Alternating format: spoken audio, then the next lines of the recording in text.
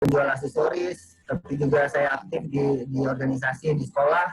Di S1 alhamdulillah sempat jadi ketua himpunan, walaupun dengan banyak problem waktu itu.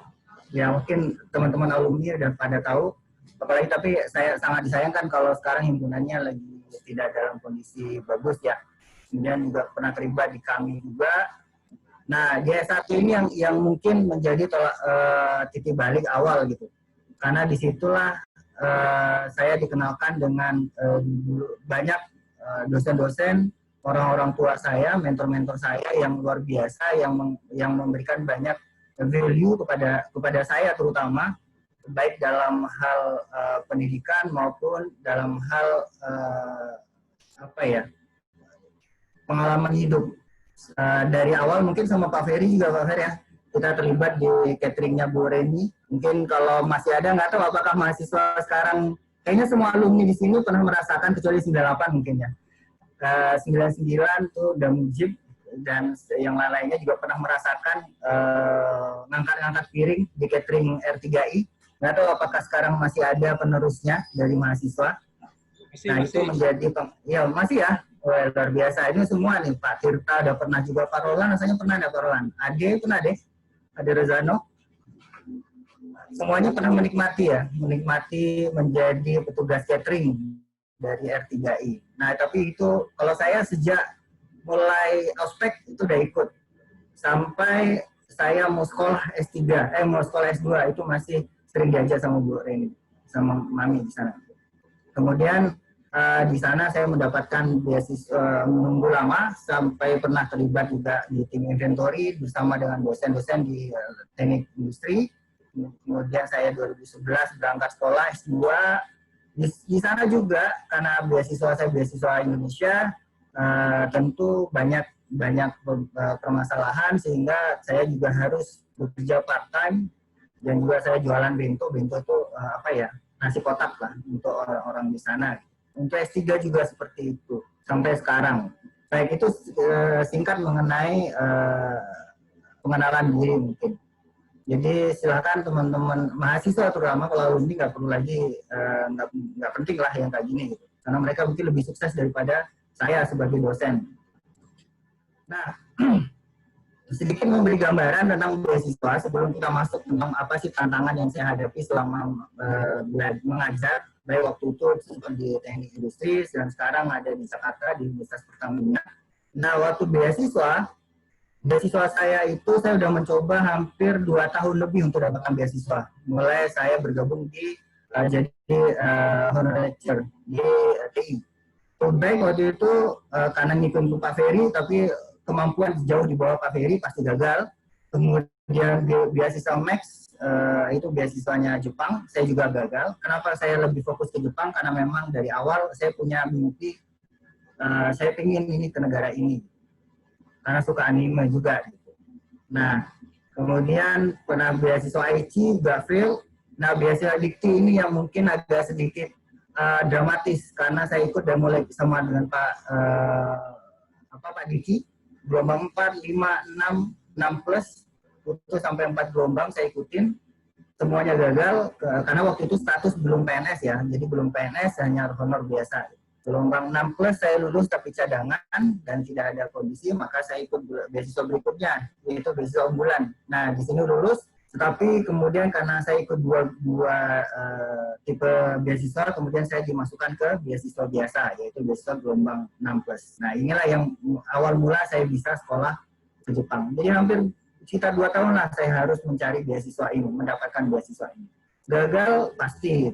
Apakah saya sempat merasa frustasi? Sempat. Gitu. Karena dengan IPK di bawah 3 akan sangat sulit untuk mendapatkan beasiswa-beasiswa di daerah Eropa, negara Eropa mungkin, apalagi Amerika. Asia mungkin masih memungkinkan. Nah, itu juga yang pertama harus dipikirkan sama mahasiswa yang udah mulai dari sekarang kepikiran, saya mau ngapain ya setelah tamat, mau lanjut sekolah, mau jalurnya jalur akademisi atau jalur praktisi gitu. Nah, itu yang harus juga menjadi awal mindsetnya diubah. Nah, beasiswa S3 saya itu kan hanya beasiswa S2 ya. Beasiswa S3 saya hanya dapat di tahun kedua. Tahun pertama saya membiayai diri saya sendiri selama 1 tahun, yaitu ya bayar uang SPP, biaya hidup yang di Jepang gitu kan. Itu dari kerja part time yang saya sudah tekunin. Ini alhamdulillah ini hasil dari didikannya Pak Diki di kampus. Jadi Pak Diki itu yang pertama sekali mengenalkan saya tentang part time job di Jepang, karena waktu itu berbarengan Pak Diki S3, saya S2. Jadi saya kerja ngikut sama Pak Diki di pabrik es krim. Nah itu Senin sampai Jumat 4 sampai 5 jam sehari. Musim panas ambil lembur Sabtu Minggu. Kenapa? Karena saya harus bayar SPP ini. SPP saya karena mereka tahu saya beasiswa sendiri, tidak ada scholarship, jadinya dikasih cicilan. Intinya adalah mau berusaha dan tidak pantang menyerah.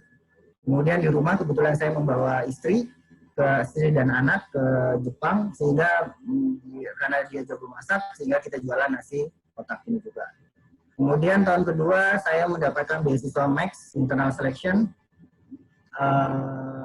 yang alhamdulillahnya itu bisa memberikan menamatkan S3 saya tepat waktu. Nah, tapi ada yang harus saya korbankan. Jadi ini juga yang harus menjadi perhatian dari mahasiswa.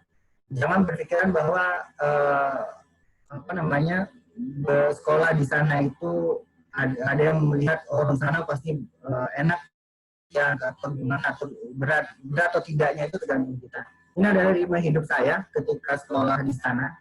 Mulai jam 8.15 itu adalah waktu office hour saya di kampus, yang memang dipatok sama sensei-nya, sama profnya. Saya wajib di kampus. Jadi 8.15 itu saya harus sudah ada di kampus. 15.30 saya tidur sebentar, sekitar 1 jam. Persiapan kerja. Jam 5 sampai jam 10 malam saya kerja part-time di pabrik. Bayangkan saya bekerja malam, apalagi kalau musim dingin, itu di pabrik es krim, di mana saya harus bekerja, itu masuk ke dalam sebuah peti es yang luasnya mungkin satu ruangan kelas isi 100 orang mungkin, yang luas satu ruangannya, dan ada beberapa ruangan, dan saya harus masuk ke sana untuk menyusun es krim tadi di sana. Nah Pak Diki paling tahu, kalau Pak Diki masuk tadi, pikir Pak Diki ada, jadi bisa reunian. Nah sampai jam 10, jam 11 saya udah harus kembali ke lab untuk melanjutkan tugas sampai jam 3 subuh, jam 2, jam 3 subuh, jam 3 baru saya bisa pulang untuk istirahat. Begitu seterusnya. Satu minggu tergantung sensei. Kadang sensei bilang suruh datang kampus, ya saya datang. Nah, itu yang harus kita yang menjadi ritme kehidupan. Ya berat tapi dinikmati saja. Karena itu adalah bagian dari melatih soft skill saya, melatih kedisiplinan saya dan sebagainya. Banyak hal yang bisa saya pelajari selama saya sekolah. Nah, ya dari aktivitas itulah saya bisa lulus S2 ini bareng Pak Diki sama Bu Mei, punya Pak Tanjung di sipil. Kemudian ini S3 saya waktu itu bareng anak. Semuanya bisa terjadi. Padahal saya tidak kalau kalian pikir bahwa saya banyak uang, ya tidak ada, malahan saya pun banyak dibantu. Kampus TI itu menjadi kampus yang mungkin bagi saya tidak akan pernah saya lupakan sampai kapanpun. Dosen-dosennya segala macam itu banyak memberikan bantuan baik moral maupun material. Pak Henmaidi, Bu Lucy, Pak Nano, dan semuanya. Teman-teman di angkatan. Dan satu pelajaran adalah selalu berbuat baiklah kepada setiap orang, karena kita tidak tahu dari orang mana kalian akan mendapatkan bantuan berikutnya. Itu pelajaran pertama yang saya dapatkan selama ini. Nah, kalau gagal gimana? Ya coba aja lagi, sampai kapan ya, sampai sukses. Ini saya dapatkan ketika saya sudah lelah untuk mencari beasiswa, karena hampir 2 tahun. Di tahun kedua, saya sempat lelah untuk mendapatkan beasiswa, ya sudah, saya pengen kerja. Saya pengen usaha. Nah itu yang pernah saya pengen saya lakukan. Tapi di satu waktu saya diajak sama Pak Ardi dulu ke mana, ke Taplau sama beliau. Jadi kita diajakin ada kemudian beliau lagi ketemu temannya, dan saya diajak. Di sana saya curhat ke Bapak, Pak, saya apakah sudah waktunya saya harus mundur? Karena saya udah hampir 1 tahun lebih, beasiswa nggak dapat Pak. Saya tanya gitu, dan jawaban Pak Adi itulah yang membangkitkan semangat saya lagi.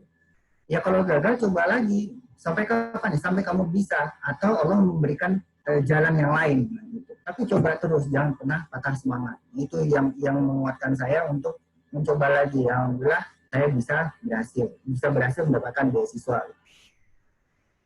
Nah, jadi ternyata yang membuat kita berhasil atau tidak, yang membuat kita itu bisa meraih sukses atau tidak, itu adalah mindset kita. The biggest asset in this world itu adalah mindset kita. Jadi dari awal mindsetnya itu yang pengen kita rubah. Itu juga yang saya lakukan ke mahasiswa-mahasiswa di sekarang. Karena kalau di teknik logistik, kebetulan saya sekarang ngajar di teknik logistik di Universitas Pertamina. Teknik logistik baru berdiri ya 2016, berarti sangat muda banget. Kalau dibilang keilmuannya hampir setengahnya adalah hampir mungkin 90% lah keilmuannya adalah keilmuan TI, walaupun tidak sama persis dengan TI. Tapi anak TI insya Allah bisa ngajar kalau di logistik pastinya. 40% sampai 50% mahasiswa kami adalah mahasiswa-mahasiswa dari luar daerah, dari daerah-daerah terpencil malahan, yang kami ambil langsung. Jadi saya terlibat dalam tim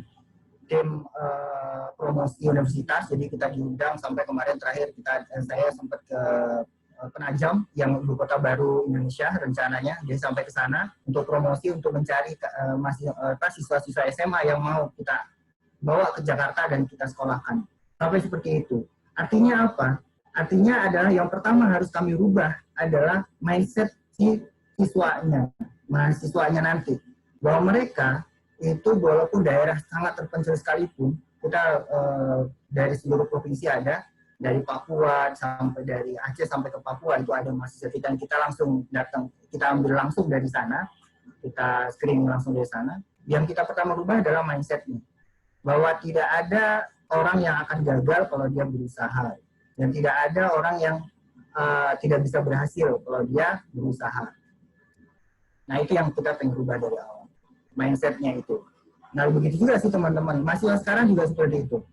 Mahasiswa yang saya ajar sekarang, mungkin Pak Fitra masih lebih lama ngajarnya dari saya kalau sekarang ya, setelah tamat sekolah. Pak Ferry juga udah dari awal mungkin lebih banyak mengenal karakter mahasiswa. Benar tadi kata Pak Ferry bahwa attitude, kemudian soft skill lainnya itu yang perlu dipupuk dari sekarang. Bahkan mungkin kelemahan pendidikan Indonesia salah satunya adalah dari SD sampai kepada universitas, kalau kita ambil pengalaman sendiri, itu kebanyakan adalah kita sekolah ujian. Setnya sama, gitu, mingguannya sama. Tapi kalau di luar, karena waktu itu anak saya kebetulan sekolah SD-nya di Jepang, karena mulai dari TK, SD, SMP itu setiap jenjang pendidikan tuh punya tujuan-tujuan yang berbeda-beda. Ini untuk apa, ini untuk membentuk apa, ini untuk membentuk karakter, ini untuk membentukkan mindset dia. SMA itu adalah pembentukan tujuan hidup. Jadi di SMA itulah mulai dibentuk tujuan hidup dari si siswanya. Dia mau kemana nih? Kalau anak SMA di Jepang itu dia udah diarahkan. Kamu ketika SMA ini, kamu dreammu itu apa? Kamu mau arah ke kerja atau kamu ke edukasi atau ke pendidikan? Jalurnya dikasih tahu. Kalau kita kan mungkin salah satu yang kelemahan yang bisa kita perbaiki dalam sistem pendidikan Indonesia. Baik, karena tadi saya diberikan beberapa materi, sehingga saya campur-campur saja. Intinya adalah tadi tentang mindset ya. Nah, kemudian tentang apply for scholarship. Ini mungkin nanti dari Pak Fitra bisa lebih detail di mana caranya mendapatkan scholarship. Kalau pengalaman saya sendiri, yang pertama adalah ini, tentang mindset tadi. Dulu saya beranggapan bahwa saya nggak mungkin bisa sekolah S2, S3 nggak mungkin. Kenapa? IPK saya cuma 2,8. Karena untuk bisa sekolah lagi itu berarti kan jalur yang saya pilih sudah jelas. Saya ingin ke arah pendidikan atau ingin menambah kompetensi saya. Maka saya harus merubah mindset saya. Negara mana yang saya tuju? Negara mana, karakter apa yang ingin saya rubah. Nah itu dulu yang harus kita clearkan dari awal.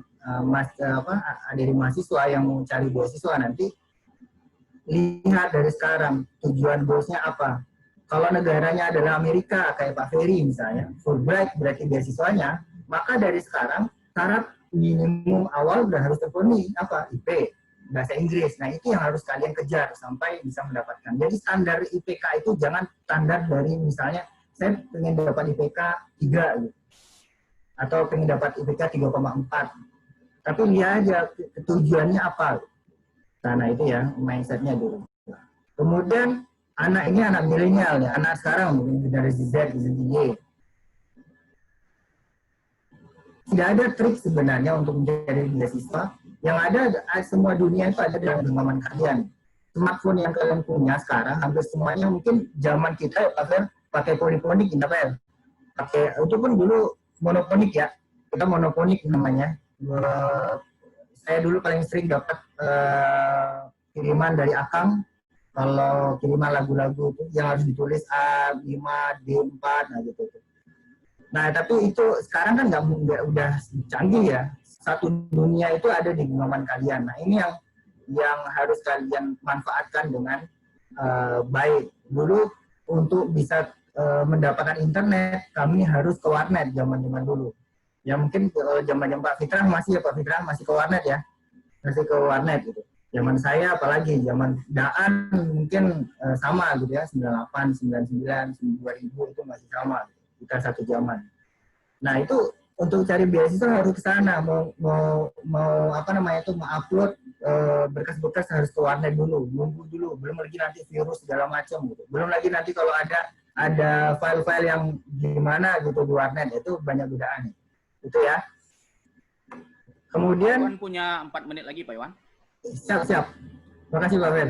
Nah, ini betulnya ada never too late. Jadi tidak ada kata-kata terlambat dalam hidup kalian. Kemudian don't give up. Jangan menyerah untuk itu. Nah, iya itu dia kan. Baik. Nah, ini yang poin yang sebenarnya Pak Ferry itu sudah sampaikan. Apa sih tantangan saya sebagai dosen ketika mengajar anak-anak yang generasi sekarang? Nah, ini yang Pak Ferry sampaikan tadi ya. Anak-anak sekarang tuh ada di generasi ini ya, generasi Y dan generasi Z ini. Mungkin kita ada di generasi ini. Ini yang sangat-sangat berbeda. Ini adalah tantangan mereka. Ini case-nya di Amerika, saya ambil. Tadi sudah disebutkan sama Pak Ferry juga bagaimana karakter dari anak-anak milenial, anak sekarang. Nggak bisa jauh dari gadget, bahkan bangun tidur yang dicari adalah gadget, ya. Yang siap sholat punya dicari adalah gadget, dan semuanya aktivitas. Kemudian semuanya ada media sosial. Pasti ya, ada IG segala macam. Saya harus ikut juga. Dulu saya pakai sangat anti dengan media sosial, karena dulu cuma ada, kalau nggak salah, Friendster, kemudian Facebook mulai awal-awal masuk. Saya baru punya Facebook ketika harus sekolah ke Jepang. Itu pun karena diminta sama teman-teman.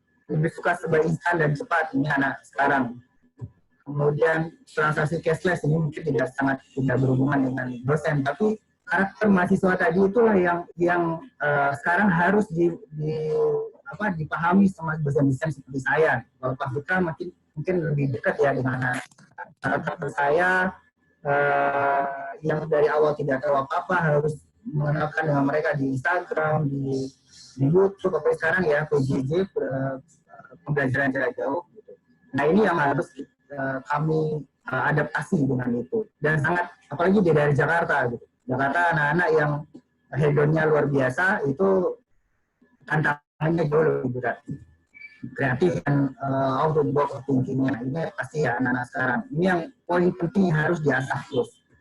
Nah, ini tipe mahasiswa saya lewatkan kemarin Bu Ima juga sudah sempat sampaikan, kupu-kupu yang kuliah pulang, yang kuliah dagang kayak Pak Rudi gitu kan. Nah, yang lain juga ada yang kuliah nongkrong dan sebagainya. Nah, mahasiswa 4.0-nya harusnya seperti ini. Mahasiswa itu adalah penjelajah pengetahuan atau learning journey. Jadi dosen itu tidak lagi menjadi satu-satunya sumber ilmu yang sahih gitu. Dosen itu hanya sebagai katalisator yang memberikan men-trigger mahasiswa untuk bisa lebih pintar dari dosennya. Jadi tidak ada lagi istilah zaman dulu bahwa dosen itu harus lebih pintar dari mahasiswa. sekarang itu harusnya mahasiswa lebih pintar karena dunia ada di tangan mereka. Mereka harus lebih bagus, lebih banyak input atau sumber yang bisa mereka baca gitu. Nah, ini karakter mahasiswa yang harus kami hadapi. Dosen juga harus berubah pasti. Kompetensinya harus dinaikkan, mengikuti webinar-webinar seperti ini, itu meningkatkan soft skill juga. Karena sekarang critical thinking, creative problem solving itu menjadi mata kuliah wajib kalau di kampus saya. Sekarang seperti itu. Nah, peran dosen lebih kepada menebar passion dan menginspirasi mahasiswa. Teman bagi mahasiswa dan teladan karakter. Ini yang kata Pak Ferry tadi, itu. Teladan karakter. Jadi dosen itu lebih arahnya ke sana. Memberikan semangat, memberikan menginspirasi kepada mahasiswa. Karena kalau sumber ilmu, mereka jauh lebih banyak sumbernya daripada dosennya itu sendiri. Dosen mungkin masih textbook, tapi mahasiswa itu semuanya sudah ada. Apapun sekarang sudah open gitu di dunia internet.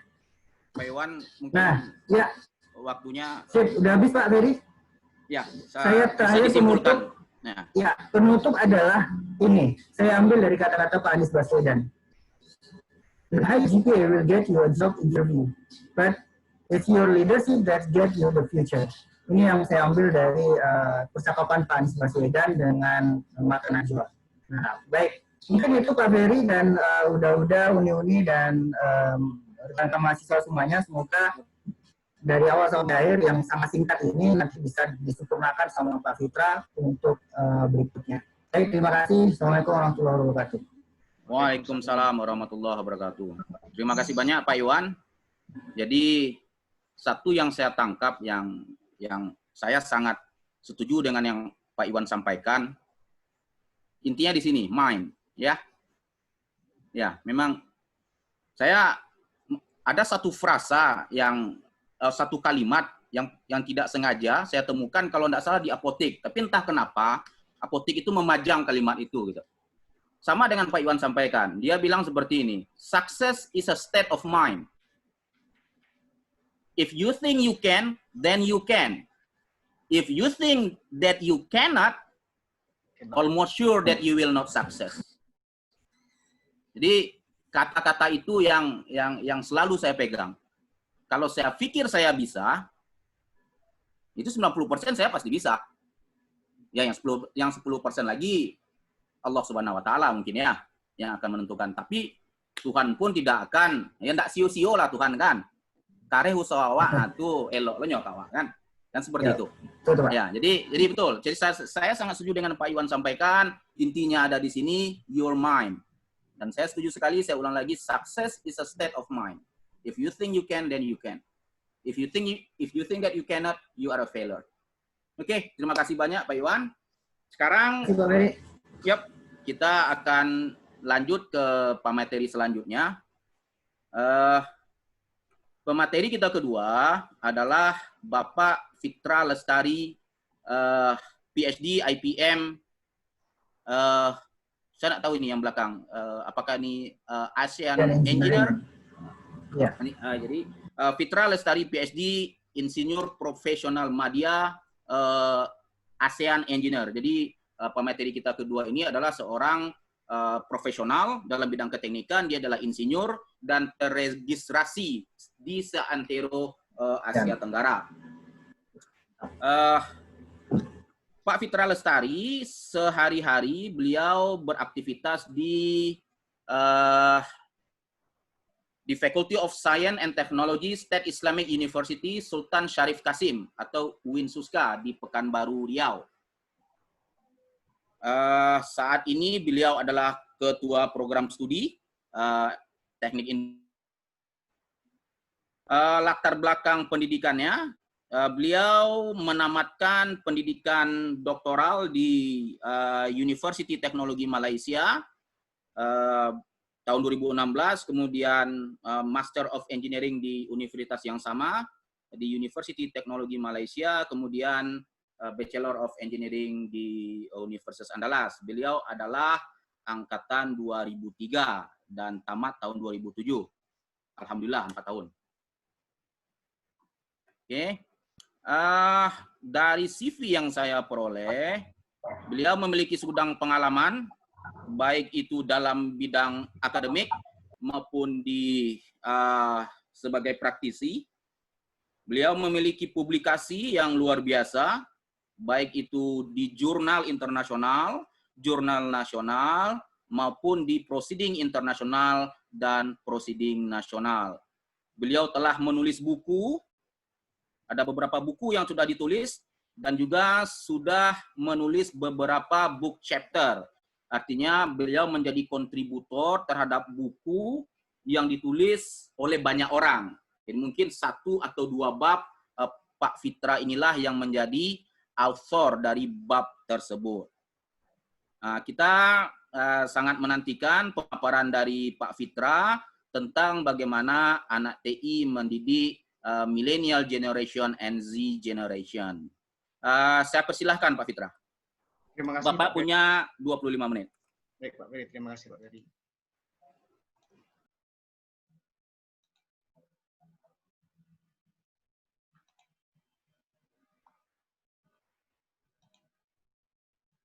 Baik, bismillahirrahmanirrahim. Assalamualaikum warahmatullahi wabarakatuh.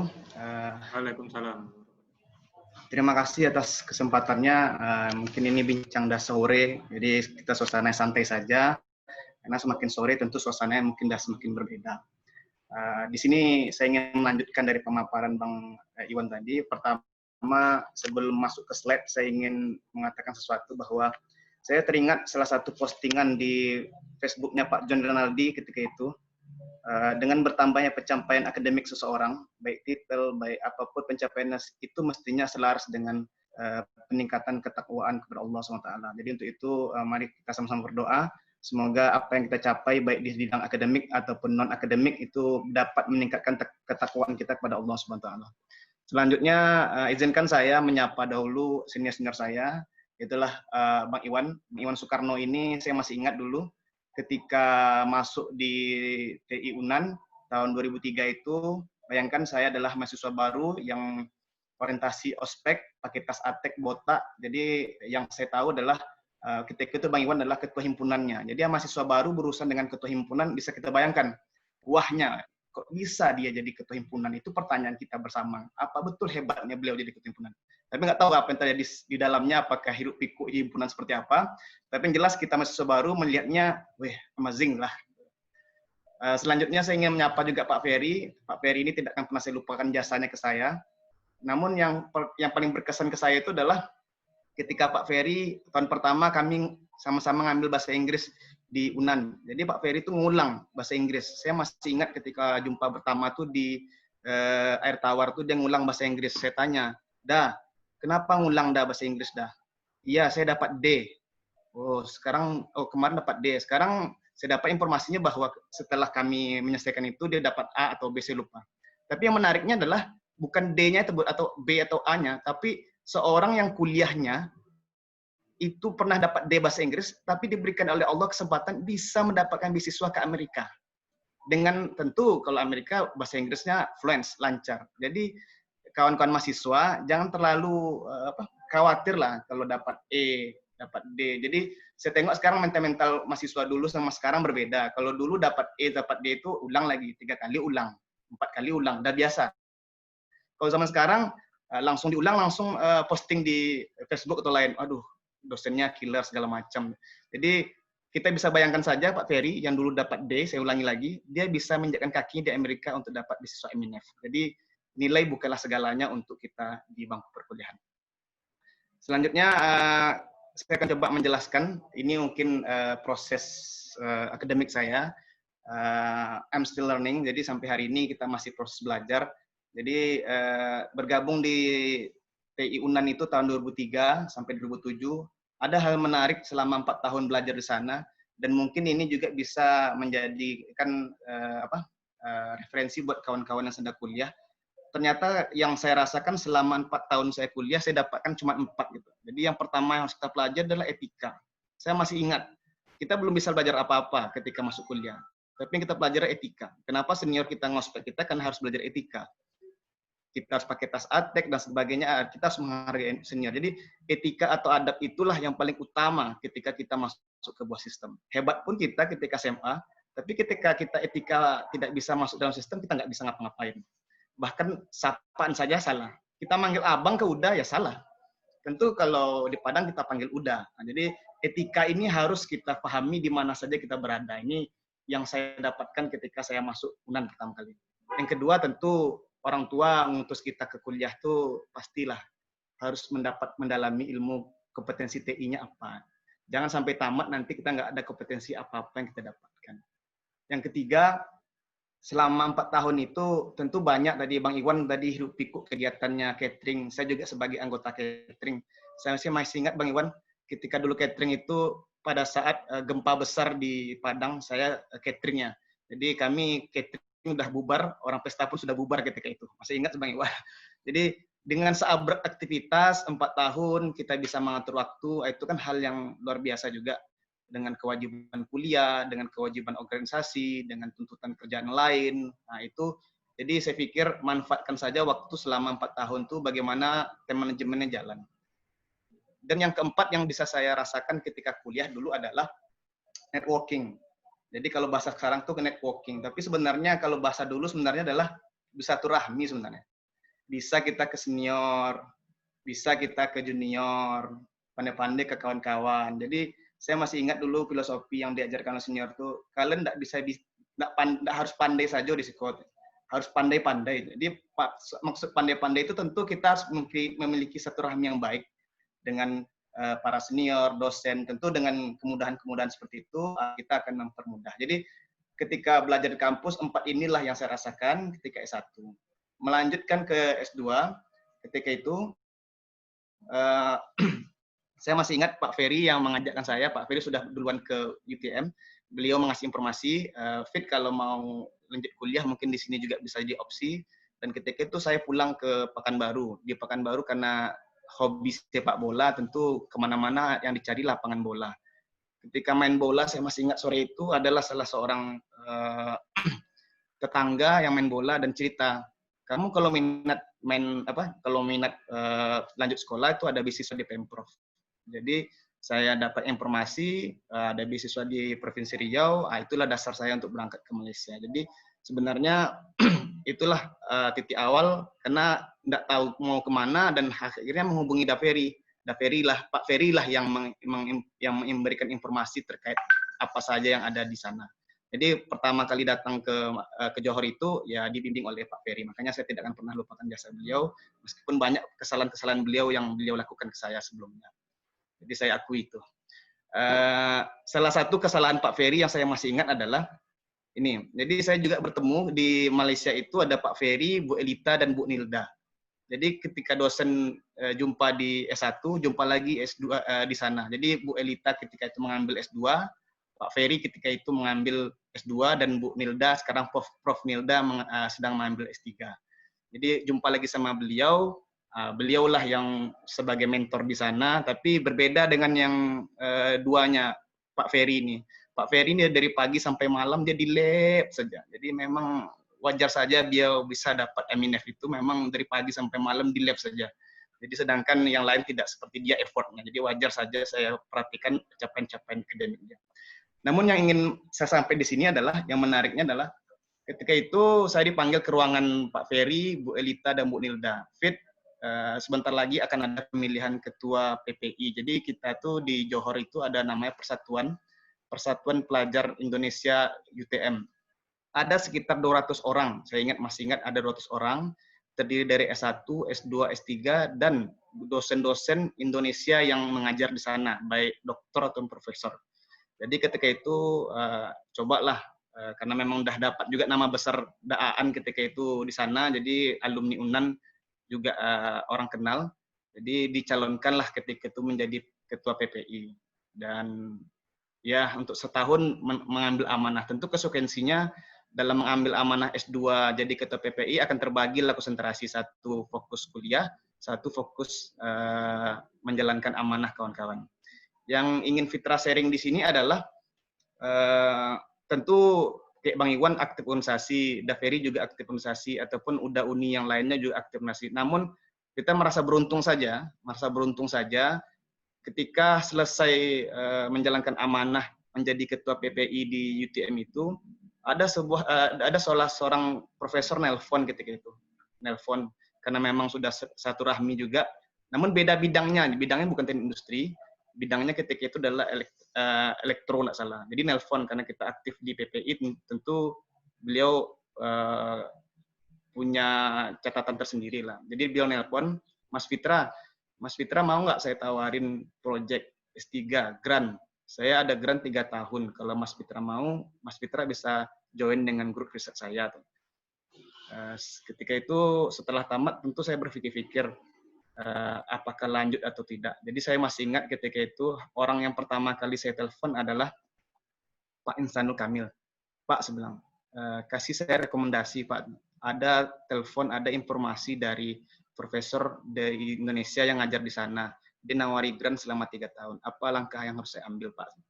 Jadi selama ini segala sesuatu itu tetap saya konsultasikan ke baik senior, baik dosen-dosen untuk tetap menanyakan referensi-referensi apa yang harus saya ambil. Jadi ketika itu Pak Nanu menyarankan ambil saja dulu Fit, karena mungkin ini pula jalannya yang Allah berikan kepada Fitra untuk lanjut ke S3. Ketika itu masih dilema, karena ketika tamat S2 belum ada tempatan apapun, belum mengajar, belum kemana-mana. Tentu agak berbeda lah kan sama kawan-kawan. Kawan-kawan kalau di grup ceritanya, ini udah punya rumah, udah punya mobil, udah punya ini, tentu aset-aset sudah ada. Yang sedangkan kita masih kuliah saja dulu, dapat tawarannya bukan tawaran kerjaan, tapi tawaran lanjut. Jadi mau tak mau ketika itu konsultasi sama Pak Nano, gimana Pak? Ya sudahlah Fit, kalau memang rezekinya di sini, istiqomah saja dulu. Nah, jadi atas dasar beliau, ngambil S3, lanjut ketika itu, dan alhamdulillah di sini mungkin ada saya buatkan beberapa persentase. Ini penilaian saya pribadi saja. Jadi ketika S1 itu saya merasa 45% saya habiskan waktu saya untuk join organisasi. Ketika S2 tentu agak sedikit berkurang meskipun jadi ketua PPI, tapi porsi saya organisasi cuma 30%. Di S3 tidak sempat lagi, karena S3 tentu di sini dilematikanya karena sudah berkeluarga, sudah membawa anak istri segala macam, tentu dinamika berbeda, sehingga kontribusi dalam berkegiatan sosial cuma 5% lah. Artinya silaturahmi antara beberapa orang yang ada di sana. Nah, ini setelah S3, alhamdulillah dapat kesempatan dan kembali ke Riau. Ketika itu setelah diterima di salah satu universitas di Riau, itulah UIN. Juga berjumpa dengan senior-senior. Jadi alhamdulillah tidak pernah jumpa dulu ketika kuliah. Uni Nofirza, Senat 6, dan Uni Meri. Mungkin Uni Meri ini angkatan Bang Daan, karena kami masih jumpa Daan ketika itu mungkin tamatnya lebih dari 4 tahun. Tapi Uni Meri karena tamatnya 4 tahun, jadi tidak jumpa. Jadi mohon maaf Daan, ini karena bukan mengatakan Daan lebih lama tamat, itu bukan. Jadi kebetulan sama Uni Meri itu tidak jumpa ketika tamat, tapi ketika bekerja kembali. Jadi 2 orang inilah yang saya jadikan mentor ataupun beberapa tempat bertanya di kampus, sehingga tidak terlepas dari alumni dan senior-senior yang telah mendukung kita, dan alhamdulillah saat ini menjalankan beberapa aktivitas lainnya. Jadi berbeda sedikit yang seperti dibilang Bang Iwan tadi, bahwasanya saya masih ingat dulu ketika kita berurusan sama dosen ketika kuliah S1, jangankan untuk menelpon dosen lagi, SMS dosennya kita sudah takut. Apa yang harus dikatakan ke dosen itu. Tapi kalau sekarang, tidak ada, hampir tiap malam mahasiswa ini WhatsApp terus. Pak, gimana Pak? Jadi tidak ada keraguan mahasiswa ini yang menghubungi dosen. Nah, tentu kalau dosen marah akan sedikit berbeda. Nanti dilaporkan ke hal-hal yang lain. Jadi nuansa sudah berbeda. Nah, jadi untuk itu mungkin kawan-kawan yang berada di kampus agak sedikit paham bagaimana dinamika ketika berurusan mahasiswa. Dulu mungkin masih bisa kita berurusan dengan mahasiswa dengan artinya mahasiswa itu sudah saling menyegani lah dengan beberapa dosen. Namun sekarang mahasiswa itu WhatsApp langsung aja, nelpon langsung aja, ya memang seperti itulah adanya. Jadi perjalanan 12 tahun akademik ini yang saya rasakan pribadi tidak terlepas dari pertama bagaimana tata cara bersikap, yang kedua mengasah kompetensi, yang ketiga time management, yang keempat networking. Networking tentunya kepada alumni dan beberapa dosen-dosen sebelumnya. Ini perjalanan yang saya rasakan selama 12 tahun. Jadi saya masih ingat ketika itu tahun 2015, yang namanya orang kuliah, impossible rasanya tidak ada problem. Itu impossible. Nggak ada orang kuliah namanya yang akan lancar-lancar itu nggak ada. Pasti ada kendala, baik kendala penelitian, kendala dana. Saya merasakan tahun 2015 itu ada sangat kendala yang luar biasa. Saya masih ingat ketika itu, ini mungkin bisa saya sharing kepada kawan-kawan yang sedang kuliah, baik S1, S2, atau kawan-kawan yang sedang ngambil S3, kawan-kawan alumni. Saya masih ingat ketika itu dilecut oleh Pak Nanu, dia mengatakan, Fitran, pitih boleh habis, Fitran. Waktu boleh habis, Fitran. Namun ada satu yang tidak boleh habis. Kalau abi yang ciek COVID, abilah saudara. Sabar tidak boleh habis. Jadi artinya adalah beliau pesan ke saya, yang namanya orang kuliah itu tentu dinamikanya ada. Memang akan habis banyak waktu, lewat dari limit, akan banyak habis biaya, akan banyaklah kendala-kendalanya. Namun satu ini tolong dijaga. Tapi kalau ini sudah habis juga, maka habislah semuanya. Jadi buat kawan-kawan yang masih berjuang, tolong sabarnya diperpanjang lah sabarnya. Kalau ada orang bilang sabar itu ada batasnya, tidak sabar dia sebenarnya. Nah, jadi memang sabar itu memang harus ada batasnya. Ya bagaimanapun kuliah, ya tetap harus disampaikan lah ujung akhirnya. Ini salah satu pesan yang ya, Pak Nanu sampaikan. Selanjutnya ini tantangan kompetensi. Jadi kawan-kawan yang bercita-cita lah ataupun berkeinginan untuk mendalami dosen, ini mungkin saya sharing terkait dengan apa-apa yang saya dapatkan selama tahun 2020 ini. Saya ada tergabung 2 proyek tahun 2020 ini. Pertama di BPDP PKS. Jadi proyek ini saya share adalah ternyata kompetensi teknik industri itu tidak bisa bekerja sendiri. Saya dilibatkan oleh beberapa kolega akademik di Bogor melakukan sebuah riset. Riset ini berhubungan sama kelapa sawit. Jadi pembuatan sistem informasi kelapa sawit dengan rantai kelembagaannya. Jadi artinya adalah ketika kita menyodorkan sebuah kerjaan-kerjaan yang bersifat kompetensi akademik ke teknik industrian, ternyata kita tidak bisa bekerja sendiri. Dan kita tidak bisa bekerja dengan hanya teknik industri juga gitu. Jadi kita punya kolega teknik industri dan kita hanya bekerja dengan mereka, tidak bisa. Ternyata banyak sekarang hal-hal yang harus menuntut kita bisa berkolaborasi dengan orang lain. Tentu basicnya adalah kemampuan kita bersilaturahmi atau organisasi. Ini yang saya rasakan ketika tahun 2020 ini menjalankan sebuah proyek penelitian ini harus berkolaborasi dengan karena sawit, tentu berkolaborasi dengan orang pertanian, dan selanjutnya berkolaborasi dengan karena membuat sistem informasi, berkolaborasi dengan sistem informasi ataupun yang basic IT. Yang kedua, kebetulan diberikan oleh Allah juga kesempatan untuk riset di Kementerian Agama di tahun 2020 ini juga. Di Kementerian Agama kami coba mengajukan riset yang berhubungan dengan rantai pasok halal, jadi halal supply chain. Jadi dari sini mungkin saya explore sedikit. Di sini kami kolaborasi, saya dari TI, ada teman yang dari Syariah, Fakultas Syariah, bagaimana konsep dari halal itu. Jadi kolaborasi inilah yang sebenarnya dituntut dalam kondisi saat ini. Jadi bisa kita bayangkan bagaimana kita melakukan kegiatan-kegiatan yang berbasis dengan keilmuan teknik industri, namun harus juga keterkaitan dengan kompetensi lainnya. Sehingga yang berhubungan sama jurusan lain juga harus kita pahami bagaimana keilmuan dia, dan tentu basic-basicnya adalah aktif dalam berbagai kegiatan di kampus. Itu basic yang saya dapatkan lah ketika saya kuliah dulu. Sehingga ke depan banyak akan kegiatan-kegiatan yang bisa kita kerjakan memang mengandalkan integrasi keilmuan-keilmuan yang ada. Nah, ini terkait dengan beberapa kerjaan. Selanjutnya tadi Bang Iwan sudah mengupas tuntas lah tentang beasiswa. Jadi saya pribadi tidak akan banyak bicara tentang beasiswa, namun pengalaman saja. Ini mungkin karena satu kampus sama beliau sebelum beliau pensiun. Jadi saya selalu mengikuti beberapa video beliau. Jadi ada beberapa kata-kata beliau yang menarik. Jadi saya catatlah dalam catatan saya kata-kata Ustadz Somad ini. Mungkin Bang Iwan beda bahasa saja beda, tapi pada intinya sama. Saya bacakan saja dalam salah satu ceramah beliau mengatakan, saat ini kawan-kawan telah banyak menggunakan media sosial.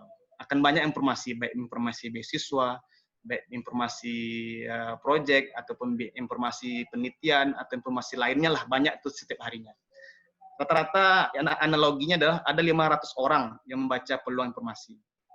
Namun biasanya yang menelusuri lebih lanjut itu 100 orang. Misalnya syaratnya apa, kapan deadline-nya, apa yang harus dilakukan itu biasanya tidak sampai 500 orang, hanya 100 orang lah misalnya. Yang kedua adalah yang benar-benar melanjutkan gagasannya hanya 50 orang saja sebenarnya. Nah, jadi dari 100 orang itu yang hanya mengikuti itu, yang berencana mengikuti hanya 50 orang. Ternyata dari 50 orang itu yang betul-betul menyerahkan gagasannya hanya 25 orang. Dan terakhir, yang betul-betul siap bahannya, jadi artinya dia punya gagasan, tapi tidak sempat dia mungkin menyiapkan bahan-bahannya, hanya sekitar 15 orang. Jadi kalau Ustaz Somad berpikir bahwa kompetisi sebenarnya tidak sebesar angka yang kita bayangkan, tapi kompetisi itu hanya buat orang-orang yang betul-betul mempersiapkan bahan dengan baik. Ya kalau untuk analogi ini mungkin dari 500 jadi 15 orang. Itulah sebenarnya kompetisi. Yang diambil bisa 1, bisa 2. Jadi buat kawan-kawan yang tentu di dalam mendapatkan hibah atau yang lainnya atau beasiswa, bisa saja mungkin pakai pemahaman ini atau dengan cara-cara lain. Pada intinya informasi yang kita dapatkan sangat-sangat banyak yang beredar saat ini. Oke, terakhir izinkan saya menempelkan foto ini, foto angkatan kami. Jadi mewakili angkatan, saya sebenarnya di sini ingin menyampaikan bahwa kami memohon doa kepada seluruh alumni atau seluruh mahasiswa yang ada. Ada salah seorang anggota keluarga kami dari TI 03 yang saat ini masih berjuang kemo melawan kankernya, dan kami mohon doa kepada seluruh alumni agar segera secepatnya diangkatlah penyakitnya dan bisa beraktivitas seperti biasa. Karena inilah yang ditanamkan oleh senior kami, kita di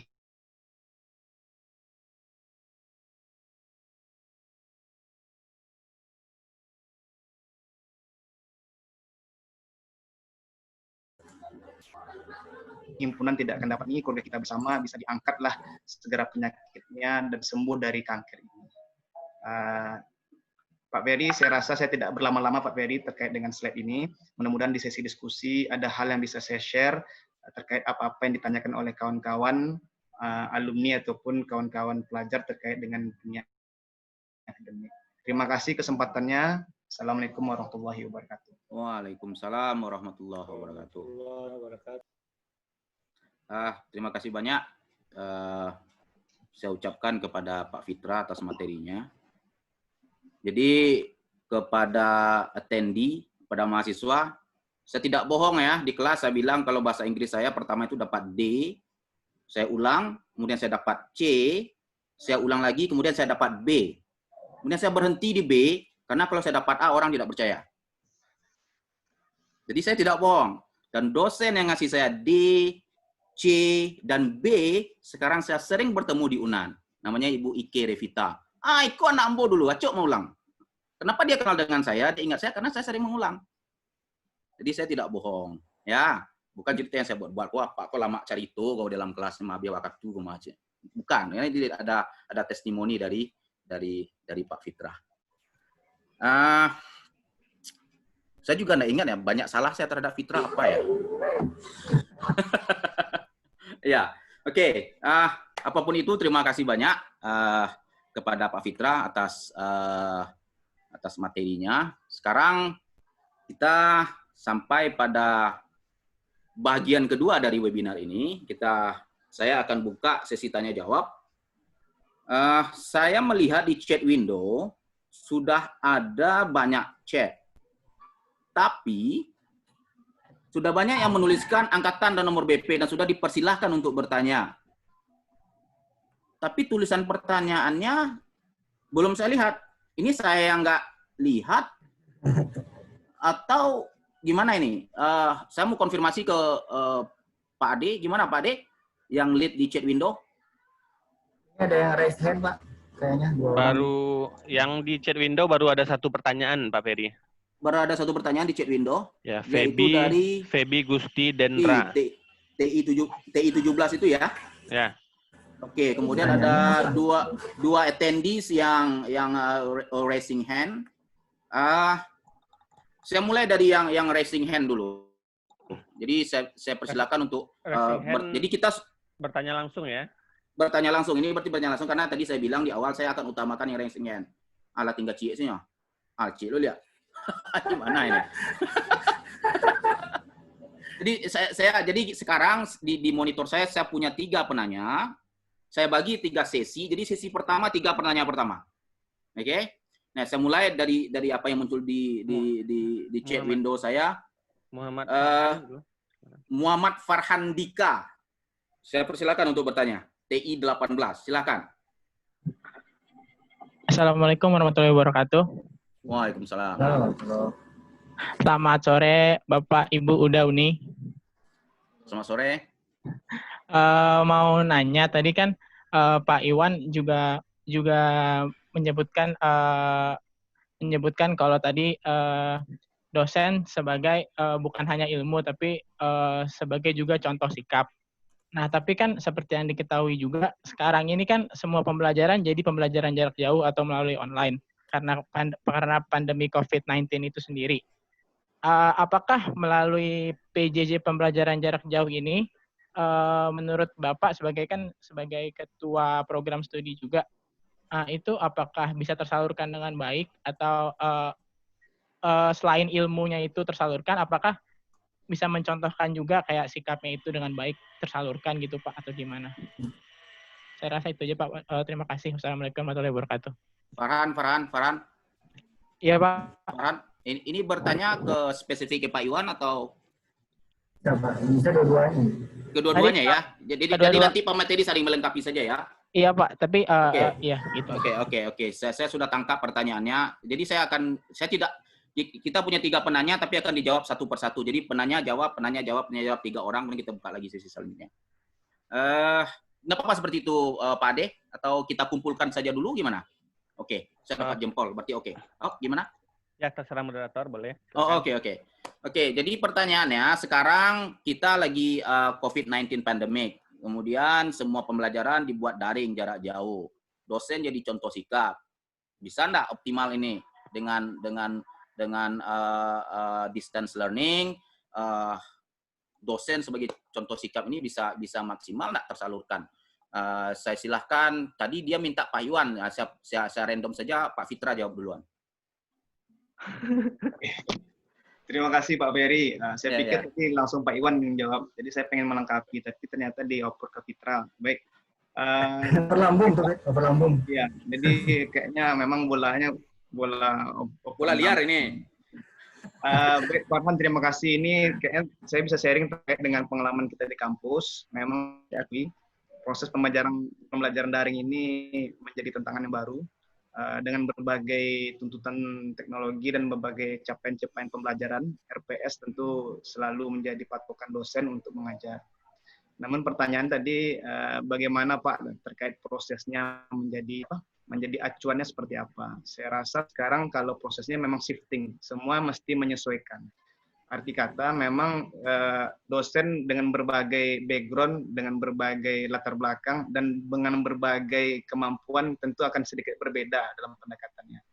Ada dosen yang betul bisa memahami secara teknologi, paham dia bagaimana menggunakan teknologi. Ada memang dosen ini integritasnya tinggi, tapi keterbatasan dalam menggunakan teknologi. Jadi kita tidak bisa samaratakan semuanya.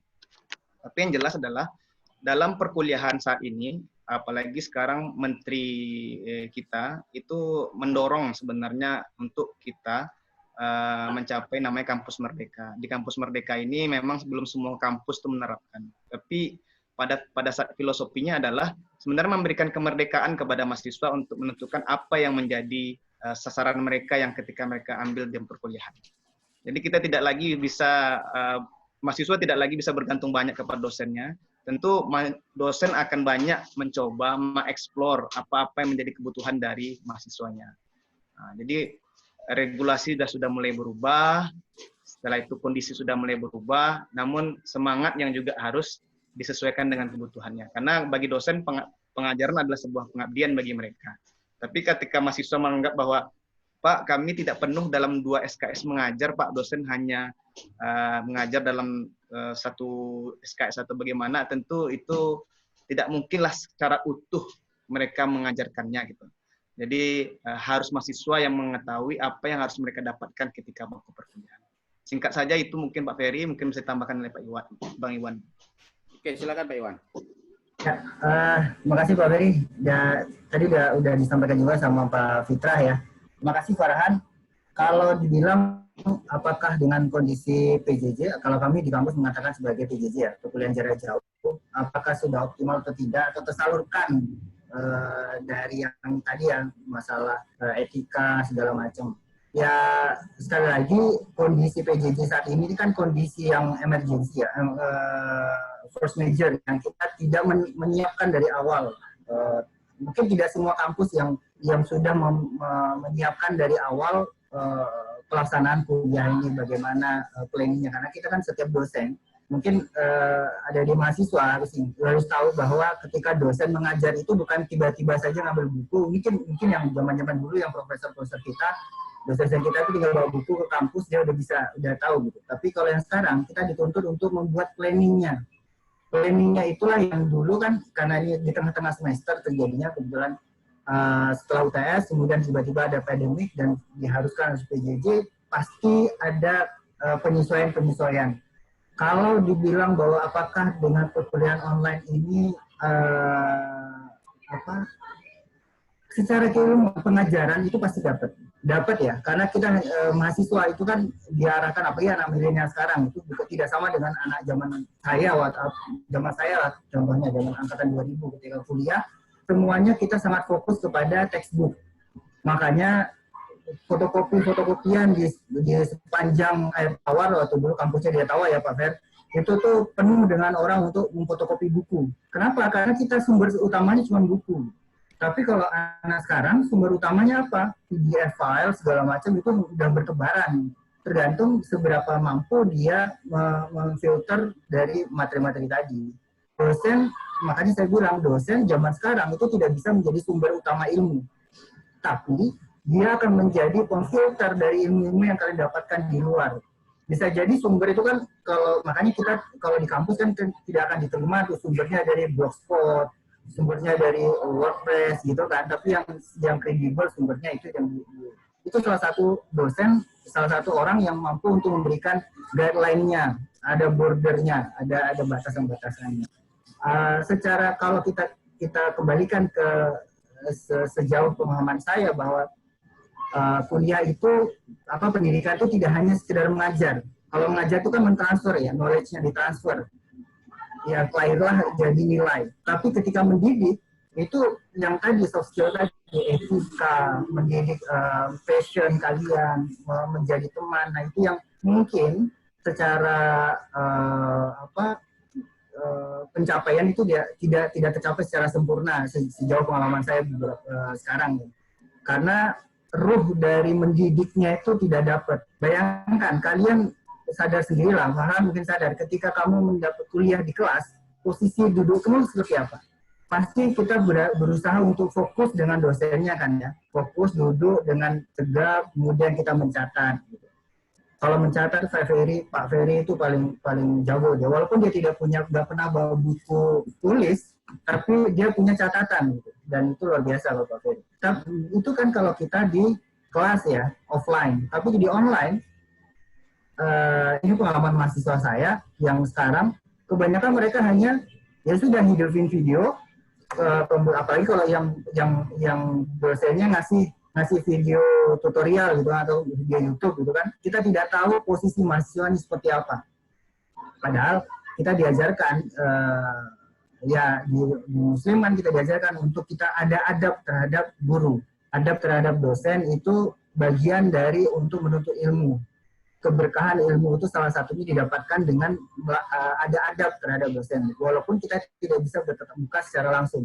Makanya saya selalu sampaikan ke mahasiswa saya, ketika kalian menuntut ilmu, maka fokuslah dengan baik, kemudian bersikaplah seolah-olah kamu melihat guru kamu ada di depan. Itu kalau enggak, maka ilmu itu hanya mentok di kepala, selesai gitu.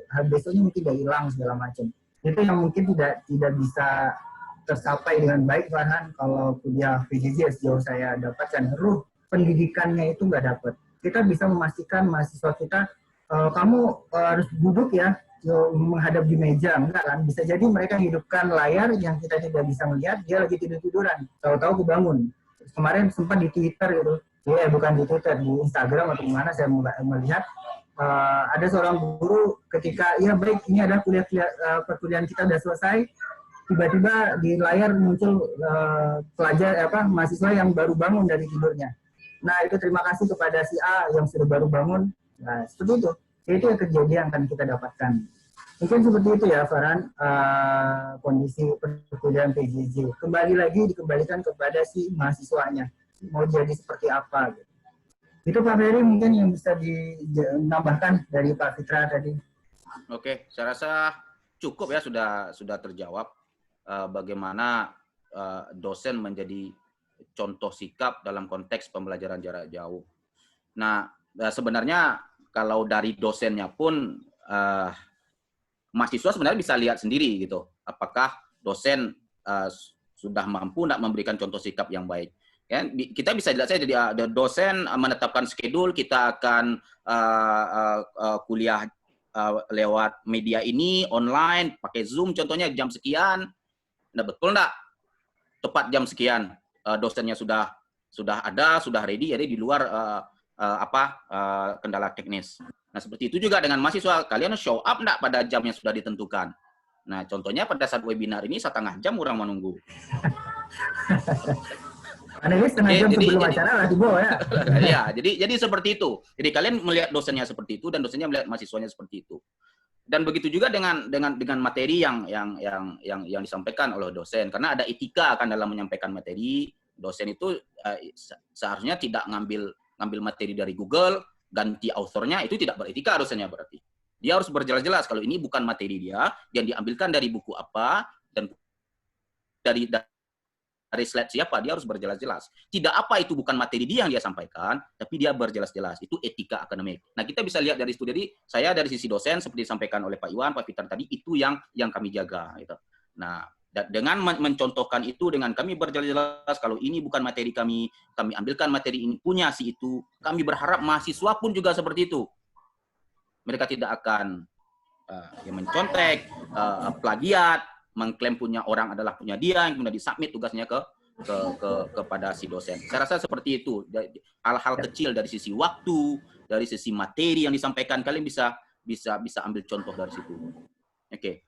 Saya beri kesempatan sekarang untuk yang bertanya lewat chat window. Siapa yang sudah bertanya Pak Ade tadi dari chat window? Saya bacakan pertanyaannya. Oke, ini Feby. Oke, wow. Feby Gusti, oke. TI 17 Feby Gusti bertanya, izin bertanya Bapak dan Ibu, Uda dan Uni. Yang ingin saya tanyakan adalah ketika kita memutuskan untuk ingin menjadi seorang dosen, apakah tantangan yang akan kita hadapi?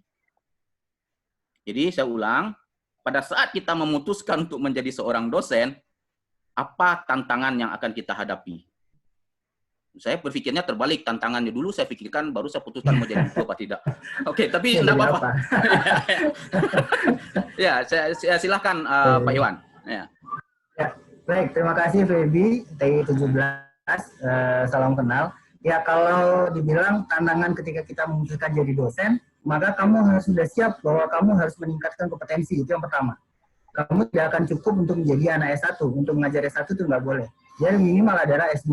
Itu tantangan pertama, berarti kan kalau kamu S1, ketika kamu ingin jadi dosen, maka kamu minimal adalah harus S2.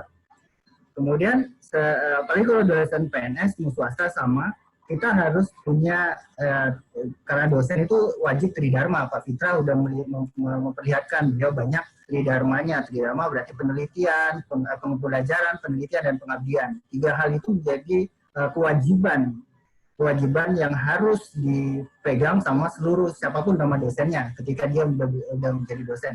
Ya, pertama adalah peningkatan kompetensi. Yang kedua adalah kewajiban dia menjadi sebuah pendidik, yaitu tridharma perguruan tinggi, kewajiban utamanya. Yang ketiga, menurut saya tantangannya adalah kita harus mampu beradaptasi dengan audiensnya. Ini yang paling berat sebenarnya.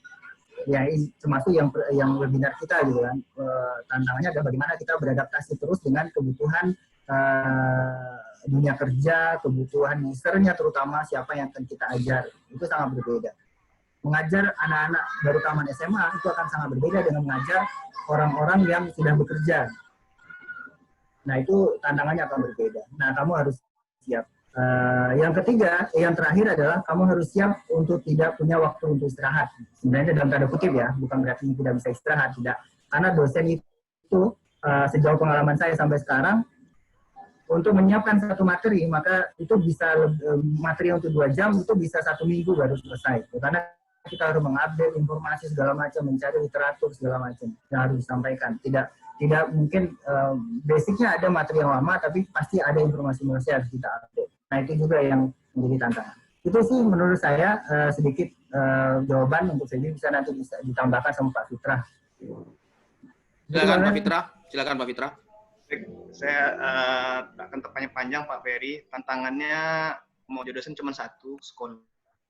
Sekolah di bawah umur 40 dengan sekolah di atas umur 40 berbeda. Itu saja tantangannya. Jadi kalau nanti mau jadi dosen, namun sekolah yang di atas umur 40 itu berat. Jangan dipaksa-paksa untuk sekolah lagi di atas umur 40, itu agak berat. Jadi tantangannya sebenarnya hanya sekolah saja menurut saya. Terima kasih Pak. Oke, terima kasih Pak Fitra.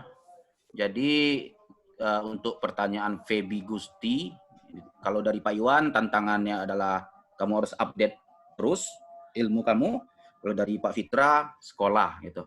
Tapi kalau saran saya kalau memang sekolah tantangannya barale dulu baru ke sekolah. Iya. Itu lebih baik. Tergantung Bapak. Iya, barale dulu baru ke sekolah. Ya, kan itu saran saya ya. Nah, barale itu kan tantangannya lain loh kok. Itu pengalaman pribadi, Pak Fer. Apa Pak Iwan? Pengalaman pribadi itu. Sedikit banyak ada. Iya. Iya, oke. Jadi kita lanjut ke penanya ketiga, Rozi Gifari, TI 18. Silahkan.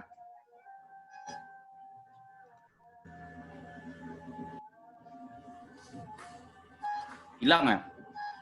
Oke. Hilang ya. Rozi Gifari hilang tangannya. Khairunisa. Silakan Khairunisa. Halo, Pak. Halo. Oh, ini oke, Rozi. Oke, Rozi. Baik, Pak. Silakan. Assalamualaikum warahmatullahi wabarakatuh, Pak, Bu, dan Uda Uni. Selamat sore. Jadi saya ingin bertanya, Pak, kan Bapak kan lulusan dari teknik industri. Terus kita tahu bahwa lulusan teknik industri itu kan memiliki prospek kerja yang sangat banyak. Pertanyaan saya itu, apa alasan Bapak itu memilih karir sebagai dosen gitu, Pak? Mungkin itu saja pertanyaan saya, Pak. Terima kasih, Pak. Jadi pertanyaannya kenapa memilih karir menjadi dosen? Saya coba bantu jawab ya sebelum saya. Jadi saya suruh orang jawab terus saya jawab. Saya jadi dosen karena ibu saya. Saya disuruhnya jadi dosen. Dan saya tidak mau jadi dosen. Tapi dipaksa oleh ibu, jadilah dosen. Pergilah mendaftar, ikutlah. Tidak mau, persiapan saya kurang. Tapi karena doa ibu saya, akhirnya saya jadi dosen. Ya pengalaman saya tes interview saya terlambat. Pada saat saya masuk interview, profesor yang menginterview saya lupa mencatat nomor peserta saya. Bayangkan, fatalnya kesalahan yang dilakukan. Dia lupa mencatat nomor peserta saya, kemudian saya keluar dari ruang interview, baru dipanggilnya. Sini, barang nomor awak. Akhirnya dia nomor saya berhasil dia catat, dan dia doa ibu gitu. Akhirnya saya jadi dosen. Dan saya menikmati, ternyata ibu saya tidak salah. Bayangkan, ya saya tidak, kalau mungkin saya tidak jadi dosen, mungkin saya tidak, mimpi masa kecil saya sangat suka dengan film cowboy, saya suka dengan, dulu kan ada pada saat kecil, TVRI jam 4 sore, Bonanza, Zorro Amigo, itu di Amerika. Saya pengen sekali pergi ke tempat-tempat cowboy seperti itu. Dan akhirnya menjadi kenyataan. Jadi ya benar ibu saya. Kemudian satu lagi, kalau kalian pengen sukses, kalian harus dengarkan kata ibu, itu yang utama. Banyak pengalaman saya melihat orang yang santun kepada ibunya, itu yang sukses. Itu hal pertama yang harus dijaga oleh semua mahasiswa. Santunlah kepada ibu. Nah, kebanyakan yang saya lihat, kalau ibunya minta tolong ikut cik nak, kan? Beko lama, kan? Menelpon pacarnya, ndak mengeceknya pai langsung. Jangan seperti itu. Jangan seperti itu. Jadi kalau kalian ingin sukses, orang yang harus kalian santuni, kalian sayangi yang pertama ya ibu, ndak ada lain. Kalau kalian pengen sukses, ndak ada gunanya kalian sukses, duit banyak, pergi sana sini, tapi orang tua tidak menikmati, tidak merasa bahagia dengan kesuksesan kalian. Saya rasa itu. Nah, kalau saya memang karena ibu saya jadi dosen. Kalau Pak Iwan dan Pak Fitra silahkan. Silakan Pak Fitra. Udah dijelaskan sama Pak Ferry kayaknya. Masa sama? Siapa tahu karena ayah. Saya karena ibu. Baik, ini sharing pengalaman saja Pak Ferry, yang kejauhan pengalaman saja dulu. Jadi kenapa alasan jadi dosen? Zaman dulu tuh masih ingat, bukan seperti sekarang. Kalau zaman sekarang tuh ketika tes PNS itu kan nggak boleh lagi milih satu, artinya harus salah satu dipilih. Saya masih ingat tahun 2011 itu yang namanya pencari kerja. Jadi dibilang cita-cita di dosen kali enggak dari awal juga sebenarnya. Ketika itu tes dua-dua, masih ingat ketika itu ada cuman selisih seminggu, satu tes di provinsi, Pemda, satu lagi tes dari dosen. Seminggu saja selisih waktunya ketika itu. Jadi diikutkan lah, namanya pencari kerja, ya kita enggak muluk-muluk saja lah. Yang mana tersangkut di situlah rezeki nanti kan, diikutkanlah dua-duanya. Sampai mungkin Allah memberikan kesempatan dengan berbeda, sampai di akhir alhamdulillah teslah, luluslah tahap akhir dua-duanya. Jadi ketika itu betul Pak Ferry bertanya ke orang tua, ini alhamdulillah lulus dua-duanya Bu, mana yang bisa dipilih. Jadi kan namanya ibu tentu tidak bisa menghakimi, kamu harus seperti ini nak, harus jadi dosen nak, enggak. Jadi silakan saja mencari informasi referensi apa. Jadi kalau saya berbeda Pak Ferry, kalau pengalaman saya pribadi, saya pikir kalau jadi pegawai ketika itu Pak Ferry mungkin boleh jadi belum tentu bisa jadi dosen. Tapi kalau di dosen saya mungkin bisa melihat suatu saat saya bisa pindah ke pegawai ke Pemprov ataupun ke administrasi lainnya. Itu mungkin pikiran saya sejenak saja. Ketika itu tidak ada referensi apa-apa, ya sudah. Saya ingin dua-duanya. Saya ambil dosen. Mudah-mudahan suatu saat bisa pindah ke Pemda. Itu saja Pak Ferry. Oke, silakan Pak Iwan. Terima kasih. Rozi tadi ya.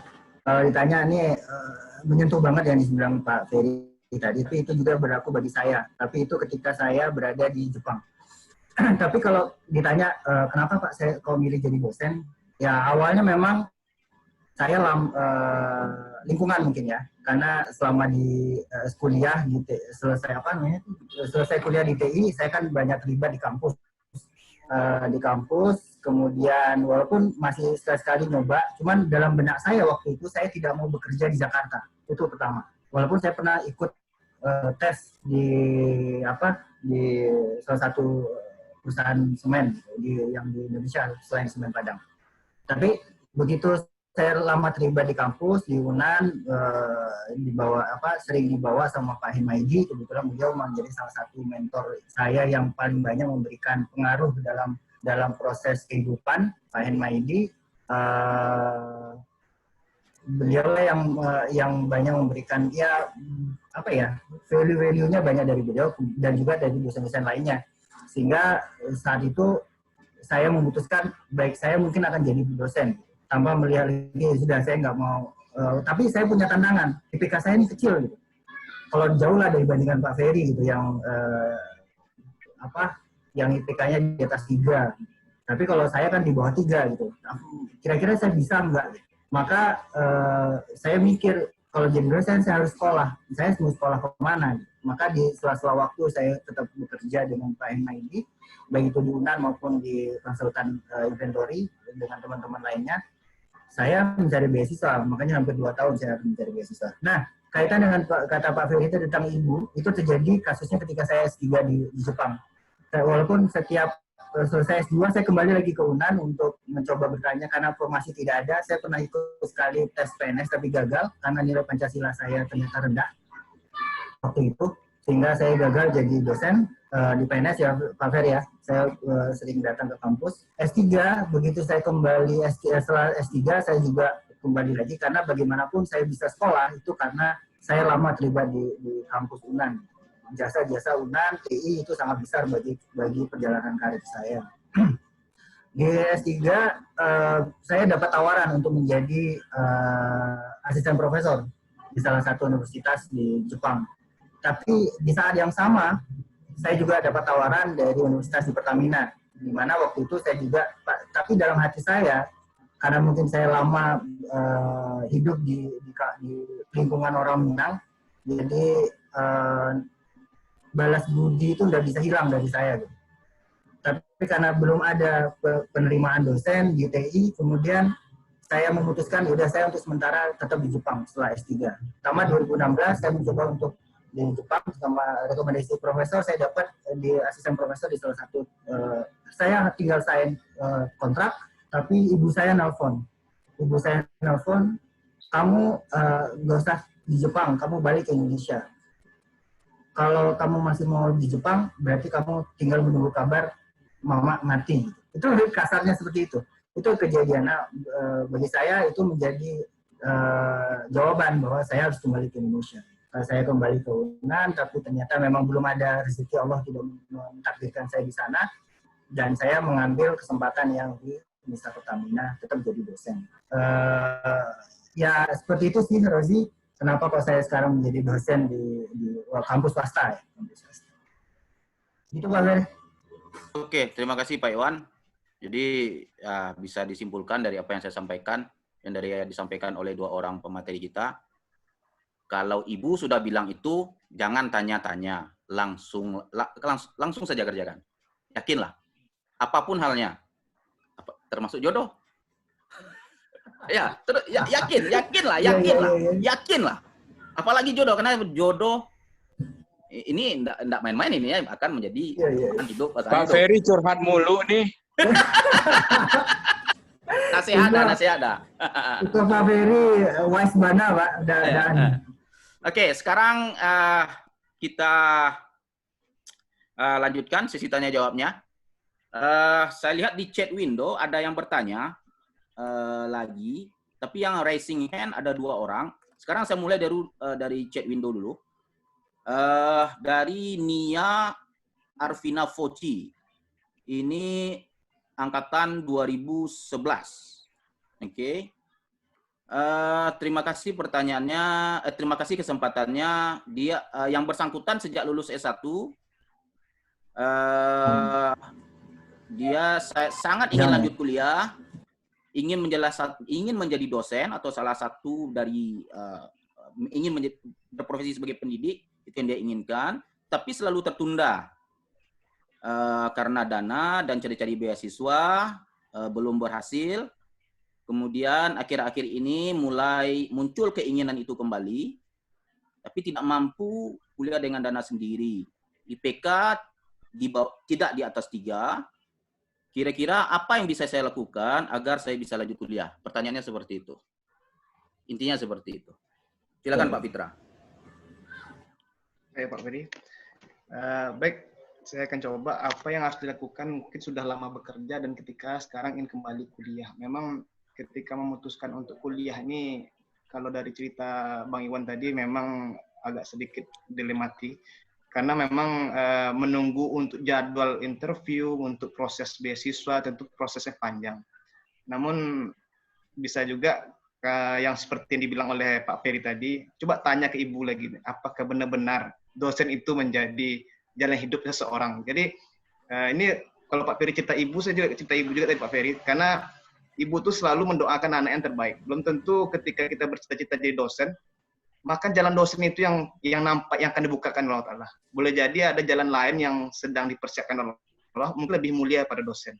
Karena memang saat ini pemerintah itu sebenarnya telah membuka lebar-lebar untuk bergabung ke dosen, standarisasinya harus minimal S2, dan setelah itu kalau ingin bergabung di kampus, beberapa kampus itu dibatasi sampai umur 40 bagi yang untuk negeri, dan lebih negeri mungkin boleh saja bebas Pak. Jadi pada intinya adalah tidak mesti semuanya yang harus berpikir di dosen gitu Pak. Jadi artinya kesempatan, jadi dalam 2 tahun mencoba untuk mencari beasiswa tapi belum dapat. Nah, jadi alangkah mungkin dicoba dengan kesempatan lain, boleh jadi nanti ada kesempatan lebih baik daripada itu.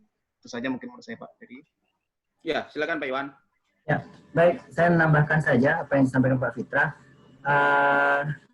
Kalau memang seperti tadi si Nia ya, kalau Nia memang sudah diniatkan, kemudian udah tanya ke Ibu, kata Pak Fitra tadi ternyata memang ada juga harapan.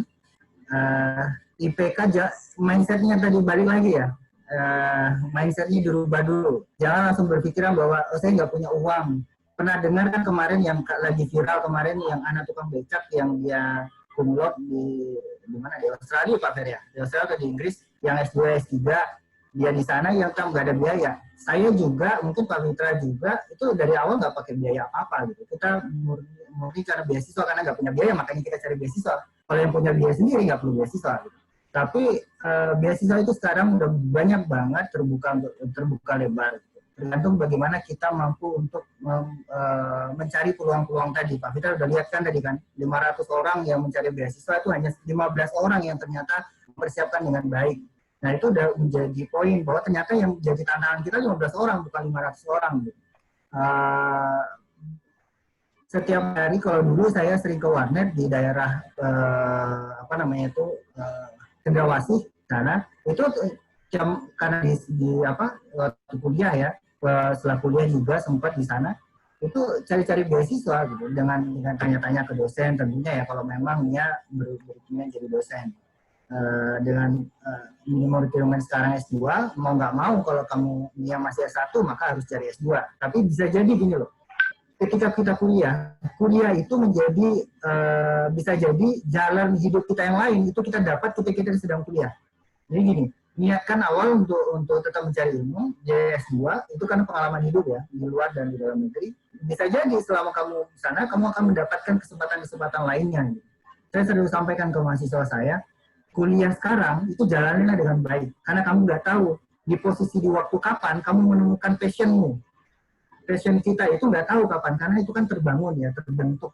Tapi kita membentuknya itu kan ketika kita kuliah, kita nggak tahu nih arah kita ujungnya apa. Walaupun kita punya target, punya planning, kita harus menyisakan sedikit ruang untuk adanya hal-hal lain yang mungkin yang kita tidak sadari dari passion kita. Gitu. Itu aja sih Pak Fer, kalau untuk Nia, ya kalau memang tetap pengen kuliah, tetap jadi dosen ya cari sekolah gitu. Nggak usah mikir bahwa tentang biaya dulu gitu. Jangan buat batasan dulu. Oke. Ya, terima kasih Pak Iwan dan Pak Fitra. Pengalaman saya ya, kalau sekolah ke luar negeri, itu kalau pakai biaya sendiri, itu memang agak sulit. Pasti akan harus dengan beasiswa. Pemberi beasiswa, yang dilihatnya itu IP bukan satu-satunya. IP hanya salah satu. Yang akan dipastikan oleh pemberi beasiswa pada saat dia akan memberi beasiswa adalah, ini orang akan survive enggak kalau saya kasih duit. Itu yang harus dibuktikan. Kamu survive enggak? Makanya pada saat kita apply beasiswa, banyak hal yang harus disiapkan. Kamu harus siapkan personal statement. Kamu harus siapkan study plan. Dokumen-dokumen itu akan direview bersama-sama dengan transkrip akademik. Transkrip akademik menurut saya hanya salah satu. Kalau kamu ingin ke luar negeri, syarat utama bahasa. Kalau ke negara yang berbahasa Inggris, tentu dengan bahasa Inggris.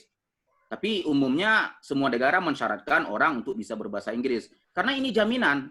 Gimana kamu akan survive di negara itu kalau kamu nggak bisa ngomong. Kamu nggak bisa jawab apa kata orang. Kamu nggak bisa ke pasar gitu. Seperti itu. Jadi IP itu hanya satu-satunya. Kemudian nasihat saya kepada semua mahasiswa atau siapa saja yang memiliki kesempatan untuk kuliah ke luar negeri, jangan banyak-banyak berkawan dengan orang Indonesia. Ya, kadang-kadang orang Pariaman, Atipo di Amerika, orang Pariaman juga dicarinya. Karena Pak Fitra tuh. Karena Pak Fitra. Jangan seperti itu. Dia orang Medan sampai di luar negeri, di Amerika, orang Medan juga yang dicarinya. Akibatnya apa? Bahasa Medannya semakin lancar. Bahasa Piamannya semakin fasih. Bahasa Inggrisnya mau itu juga. Jadi itu, siapapun yang memiliki kesempatan untuk keluar negeri, ya berinteraksilah dengan mereka gitu. Saya awal-awal saya sampai di Amerika, apa ya dalam pikiran saya? Saya datang dengan skor dengan skor TOEFL 100, itu internet based, itu hampir sama dengan 600 kalau di paper based TOEFL. Saya sampai di bandara, saya mendarat itu di LA. Perut saya lapar, saya pesan burger. Saya pergi ke McD di situ. Pelayannya orang kulit hitam. Batanya ambo, "Can I have a cheeseburger?" Manjawe lah orang kulit hitam kok, ndak tahu ambo apa kecilnya lah. Saya nggak tahu gitu, saya nggak tahu apalah kecil pajak kok. Ya dalam artian saya tahu, saya mengerti apa yang dia maksud, tapi kok dia bilangnya seperti itu dia gitu. Dia tanya saya, "Can I have a cheeseburger?" Dia jawab saya, "What kind of bread?" Oh deh, ambo tahu roti amba cik, roti manis cik itu. Jadi hal-hal seperti itu ya. Jadi TOEFL pun yang skornya tinggi itu tidak jaminan juga kalau tidak jaminan juga akan survive. Jadi akhirnya apa yang saya lakukan pada saat saya sampai di luar negeri? Saya beli tiket bus, saya beli tiket bioskop, saya belanja sendiri. Kalau saya akan minta antar, saya minta antar dengan teman saya yang orang Amerika, sehingga saya berinteraksi dengan mereka sampai akhirnya saya mampu berasimilasi dengan mereka. Seperti itu. Kalau Pak Iwan itu lebih luar biasa lagi. Beliau bekerja bersama-sama dengan orang Jepang di perusahaan es krim. Nah, jadi awal-awal itu tersiksanya saya luar biasa tersiksa. Saya sempat berpikir, mangalah kamari kok. Awak mengecek, orang nak mengerti. Orang mengecek, awak nak mengerti. Serius. Saya akan sangat stres saya pada saat saya bicara dengan orang Amerika, dia bilang, "Sorry, ambo mengecek, sorry lo keceknya." Itu kan luar biasa itu kan. Jadi tidak jaminan. Jadi skor TOEFL yang tinggi tidak jaminan. Makanya yang dicari oleh pemberi beasiswa adalah orang yang dia bisa nilai, orang ini bisa dan dia akan survive. Jadi jangan putus asa. Siapa namanya tadi itu? Nia, lihat pengalaman saya. Mulai dari awal bahasa Inggris saya yang D, sampai di Amerika pun saya tidak mengerti kata orang. So, mengecek ambo sorry keceknya. Mengeceknya sorry kecek ambo. Jadi itu, jangan putus asa, semangat. Oke. Oh Pak Ferry. Oh Pak Ferry. Galak orang galak lo awak. Itu lah. Galak orang awak. Nah, itunya kalau dia awak tuh dah. Jadi seperti itu ya. Jadi jangan patah semangat. Tapi akhirnya ya kalau kita pengen survive ya harus seperti itu. Oke, masih ada kita masih punya waktu ya sampai 4:30. Oke, ada 2 penanya dari attendees. Khairunisa, silakan. Iya Pak. Ya, silakan. Ya, selamat sore Bapak Ibu. Jadi perkenalkan saya Khairunisa Swidra dari angkatan TI 17. Tadi kan sekarang Nisa udah mau memasuki tahun 4 udah nih. Jadi sudah mempersiapkan apa langkah selanjutnya, apakah ingin lanjut ke studi S2 atau ingin langsung terjun ke dunia kerja. Jadi ada 2 yang ingin Nisa tanyakan. Yang pertama itu sudah dijawab sebelumnya pas pertanyaan Rozi, itu tentang bagaimana titik yakin udah untuk meyakini diri untuk melanjutkan ke jenjang studi S2. Terus untuk pertanyaan yang kedua itu, setelah melalui studi S2, S3, dan sekarang sudah menjadi dosen di universitas yang ada di Indonesia, itu tuh apakah ada perasaan beruntung memilih jalan hidup ini, beruntung telah memilih untuk melanjutkan S2, menjadi dosen, Nisa minta kayak pengalaman hidup dan cerita dari Uda-Uda. Terima kasih. Oke, sudah saya terima. Jadi yang dijawab yang kedua saja ya, karena yang pertama tadi sudah terjawab. Oke. Jadi, apakah bapak-bapak pemateri ada punya perasaan, ini benar nih pilihan saya jadi dosen ini. Yo batu apa beruntung, lama kok. Oke, silakan Pak Fitra. Baik Pak Ferry, kalau ditanya beruntung, tentu kita selalu berpikir ke diri pribadi. Tentu ada rahasia kasih sayang Allah yang Allah berikan ke kita, Pak Ferry. Jadi hebatnya kita, belajarnya kita TOEFL, tingginya kita skornya, habis itu belajar mati-matian segala macam. Tentu itu tak terlepas dari memang rahasia kasih Allah rahasia kasih sayang Allah ke kita. Tentu kalau tanya beruntung, ya pastilah ada, lucky masih ada. Namun di balik itu semua, kita flashback, yang perlu ditanyakan sekarang, kalau saya pribadi, Pak Ferry, ketika ditanya Anissa, setelah saya pulang, saya diberikan kemudahan, bukan kemudahan sih, kelancaran proses sekolah sampai S3, tentu saya bertanya apa yang harus saya lakukan setelah saya pulang. Jadi yang saya tanya adalah setelah saya pulang, apa yang bisa saya buat gitu. Kalau ditanya beruntung, tentu semua orang punya keberuntungan yang sendiri-sendiri, tanpa kuliah pun, apalagi zaman sekarang, tentu itu dari segi materi jauh lebih tinggi dibandingkan harus kuliah gitu. Namun tentu ada ikhtiar-ikhtiar tersendiri yang saya rasakan.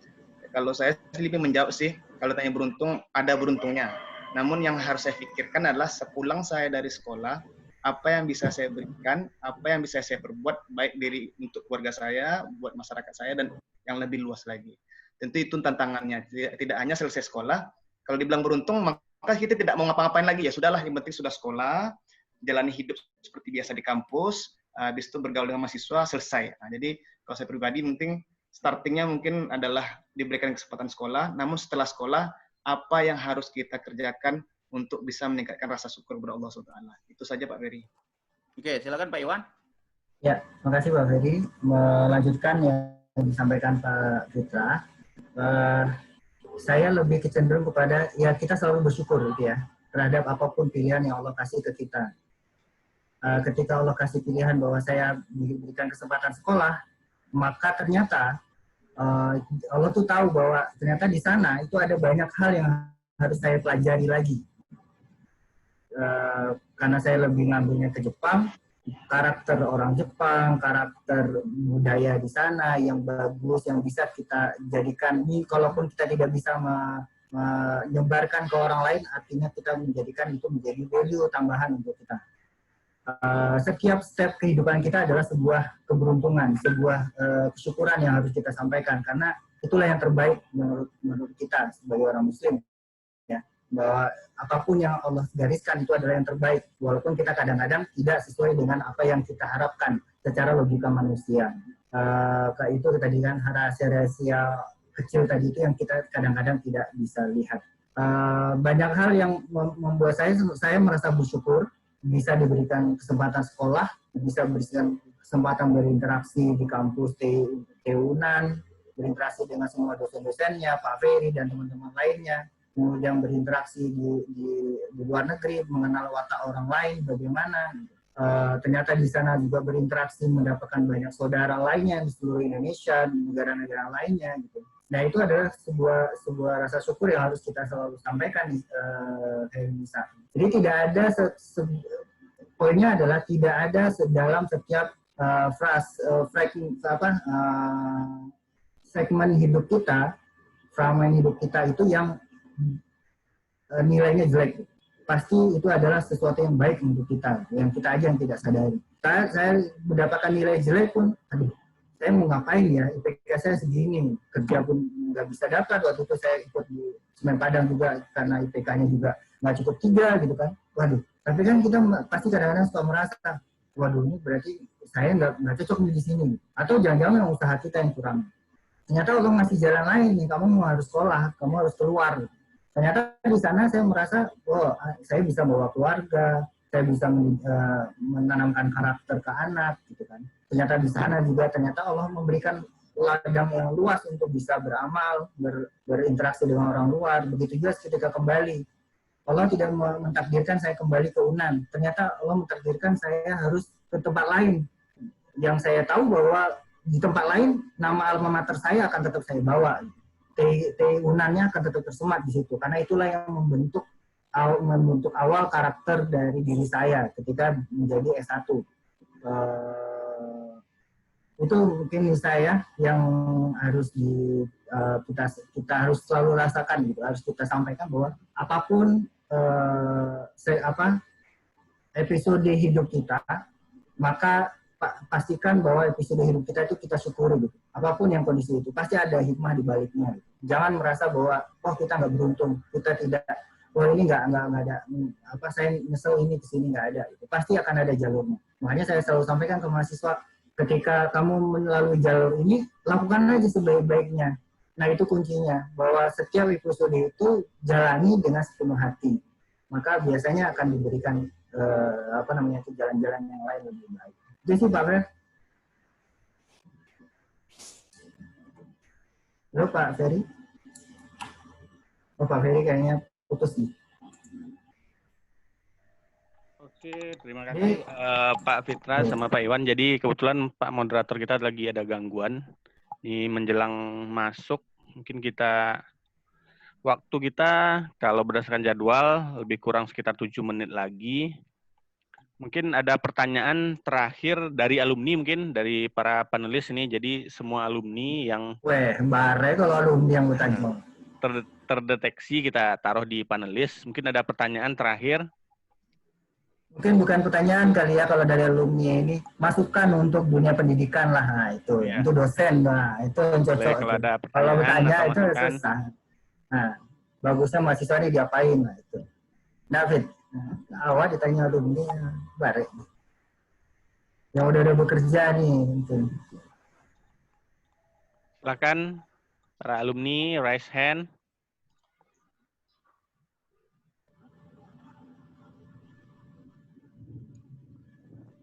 Nggak ada ya, mungkin masih ada dari mahasiswa. Ada satu lagi pertanyaan dari Akbar Lubis. Dipersilakan Akbar Lubis untuk bertanya. Baik Pak, terima kasih sebelumnya atas.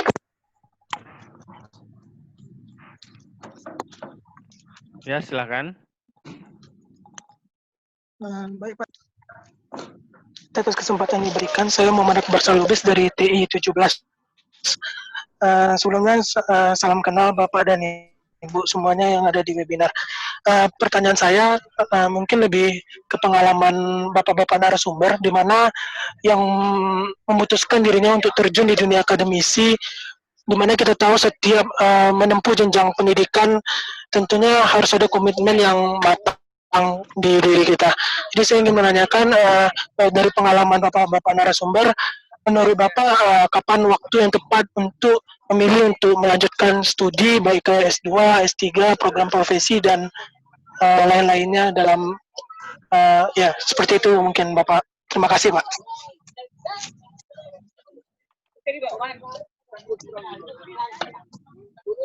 Siapa nih? Fitra? Silakan Pak Iwan. Oh, saya. Oke.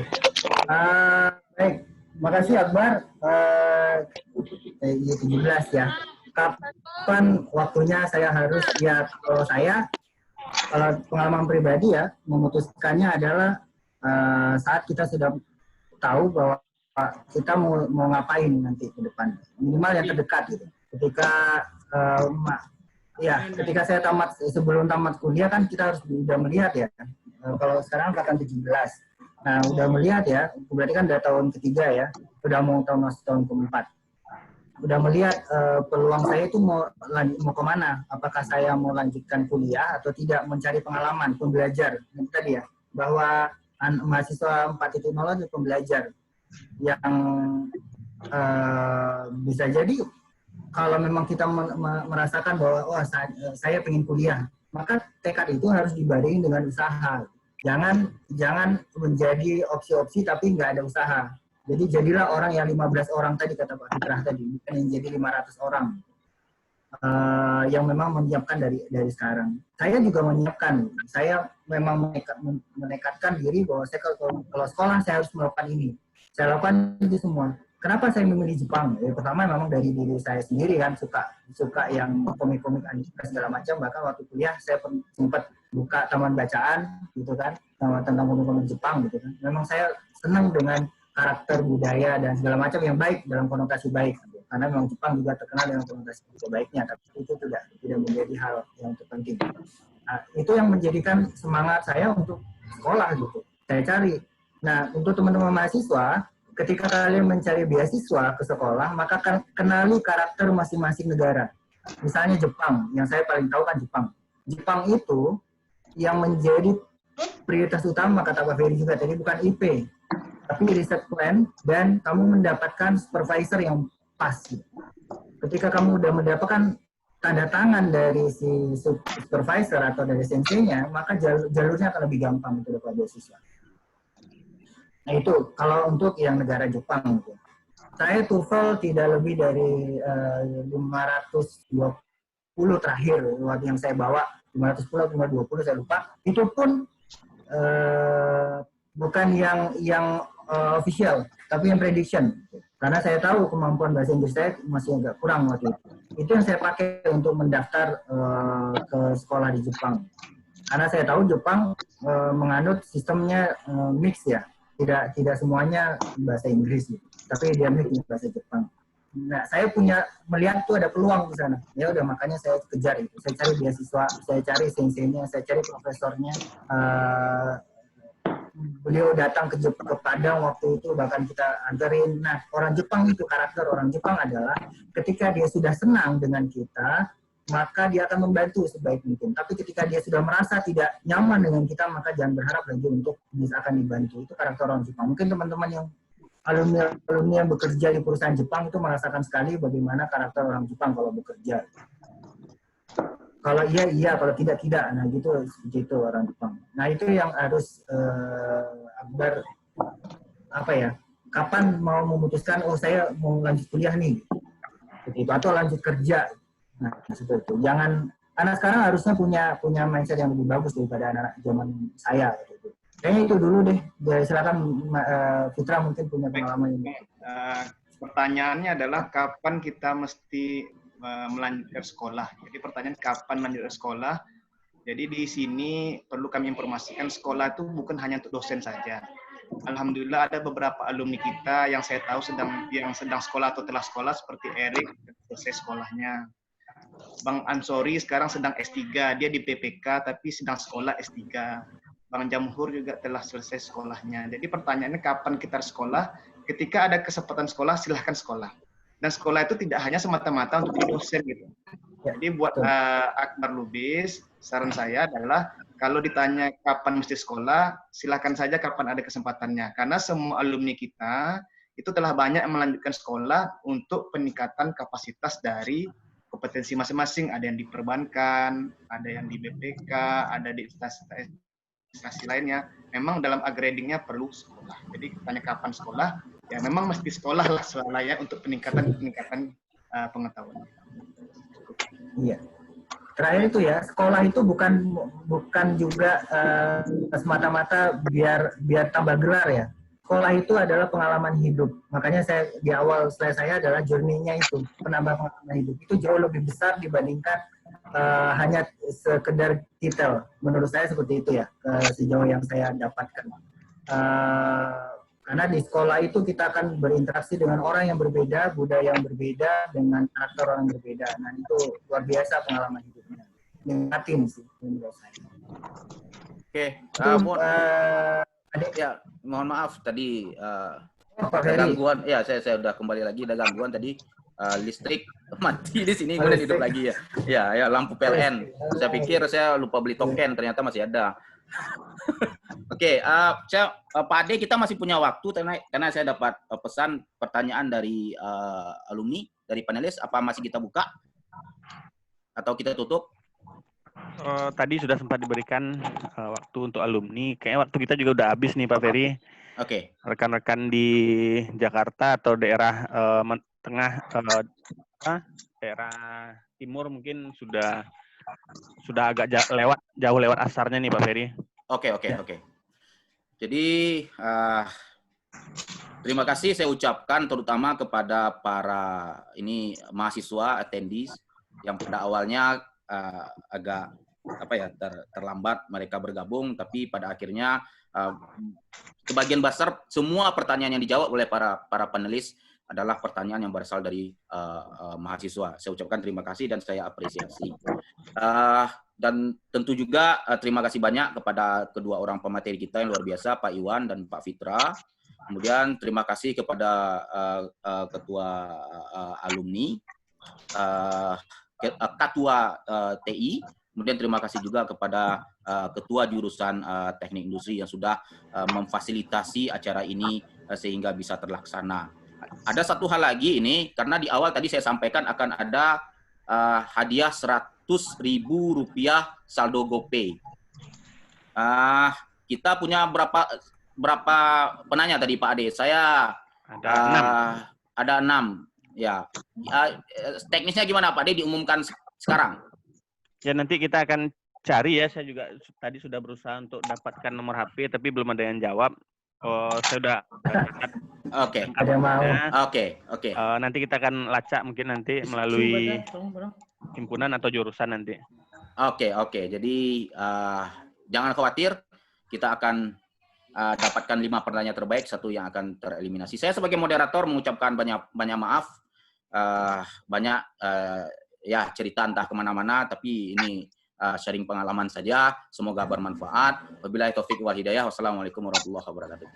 Assalamualaikum warahmatullahi wabarakatuh. Terima kasih Pak Heri, udah yang lainnya. Terima kasih semuanya udah ini. Ya. Ya bagi alumni yang belum live ya, tetap kita tunggu kedatangannya di minggu depan. Jadi kita ada 8 series, kita baru jalan 2. Insya Allah di minggu depan clue-nya ini ya, yang berhubungan dengan duit ya. Jadi kalau mau cari. Udah fix ya? Udah fix ini pematerinya? Insya Allah kita akan umumkan nanti di berapa hari lagi. Jadi kalau misalnya duit banyak, misalnya peserta gitu. Nah. Gadang berarti itunya. Jadi jangan lupa informasikan kepada teman-teman di angkatan masing-masing, pada alumni, bagi mahasiswa yang masih aktif, ini diharapkan nih pengurus himpunan lebih aktif dalam promosi dan juga bantuan dari Bapak Ibu dari jurusan. Terima kasih, kami dari panitia. Adi, ya, Pak John. saya izin ngomong sebentar boleh ya? Ya, Pak John. Baik. Terima kasih. Jadi saya ingin mengucapkan terima kasih saja ini pada Pak Iwan, Pak Fitra, Pak Ferry, kemudian juga semua rekan-rekan alumni yang hadir pada kesempatan hari ini. Terima kasih banyak atas waktunya. Walaupun di awal tadi saya agak sedikit kecewa dengan mahasiswa kita. Mudah-mudahan series berikutnya semakin banyak yang ikut. Tapi tadi ada sempat pemberitahuan dari pengurus himpunan. Mungkin saya nanti akan diskusikan dengan panitia atau ketua ya. Kenapa yang ikut sedikit. Gitu. Jadi tadi ada sedikit, ada alasannya. Tadi mungkin kita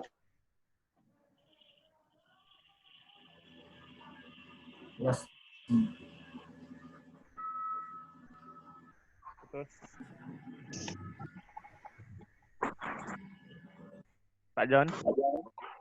Jaringan.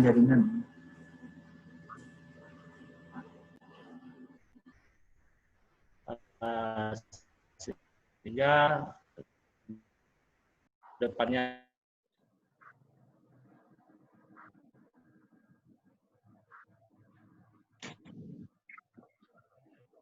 ya semakin lebih baik lagi acara ini karena ini sebenarnya.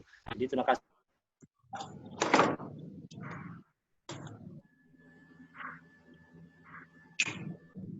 Terputus dari Pak John.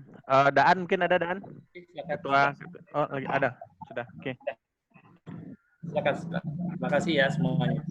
Ya, terima kasih Iwan, Fitra, thank you so much ya. Sampai ketemu minggu depan join semua ya. Siap. Ya. Assalamualaikum. Salam, terima kasih Dan. Erik, awas coba beko Erik. Erik. Insya Allah Dan. Ayo. Kau kontak Dan. Jadi. Lah. Dan, thank you Dan. Yo, Assalamualaikum. Waalaikumsalam. Salam. Terima kasih Bang Iwan, Fitra. Terima kasih Ade. Terima kasih Pak John. Ade. Wah, Akib baru nampak muka itu Akib. Ya. Baru kelihatan dia. Dari tadi ada nampak. Terima kasih Dah Dedi. Dari tadi Bang, cuma net sibuk dengan abang sih dari tadi. Oke. Ayo coba. Ini ada second party nggak nih? Kalau Meki kan second party. Ini Putra 2010 Putra. Aryo, si Aryo ada juga nih. Aryo kelakuannya nggak berubah Bang. Tak selesai orang barunya masuk. Gitu, tak selesai masuknya. Baru badan. Coba si Aryo. Sumber Orang aja Tagalog ini. mah. Anak lagi lalu masalahnya, makanya niang. Oh iya. Oh, apanya lalu. Sehat-sehat, Aryo. Alhamdulillah Bang, sehat.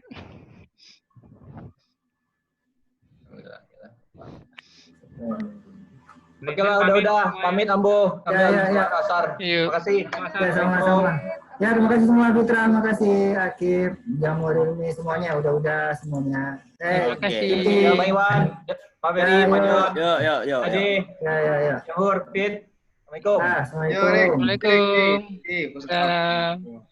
Salam warahmatullahi wabarakatuh.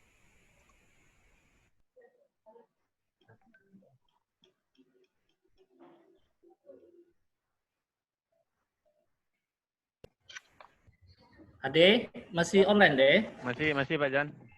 Jadi tadi ada pesan dari Akbar. Ya. Jadi kendalanya ini kuota masalahnya kayaknya. Nah, jadi mungkin kita pikirkan apa solusinya untuk ini gitu. Karena memang kalau dengan YouTube ya itu tadi mungkin lebih ringan, tapi ya kurang ini ya, kurang hidup rasanya kan kalau seandainya dengan YouTube, ada live YouTube. Nah, mungkin nanti kita coba lagi diskusi lah dengan ketua ya. Oke Pak Jan. Itu yang disampaikan oleh Akbar tadi. Gitu. Oke. Ya, terima kasih ya. Terima kasih Pak Jan. Legend juga ya. Ya, Pak Jan. Ya, assalamualaikum. Waalaikumsalam warahmatullahi wabarakatuh.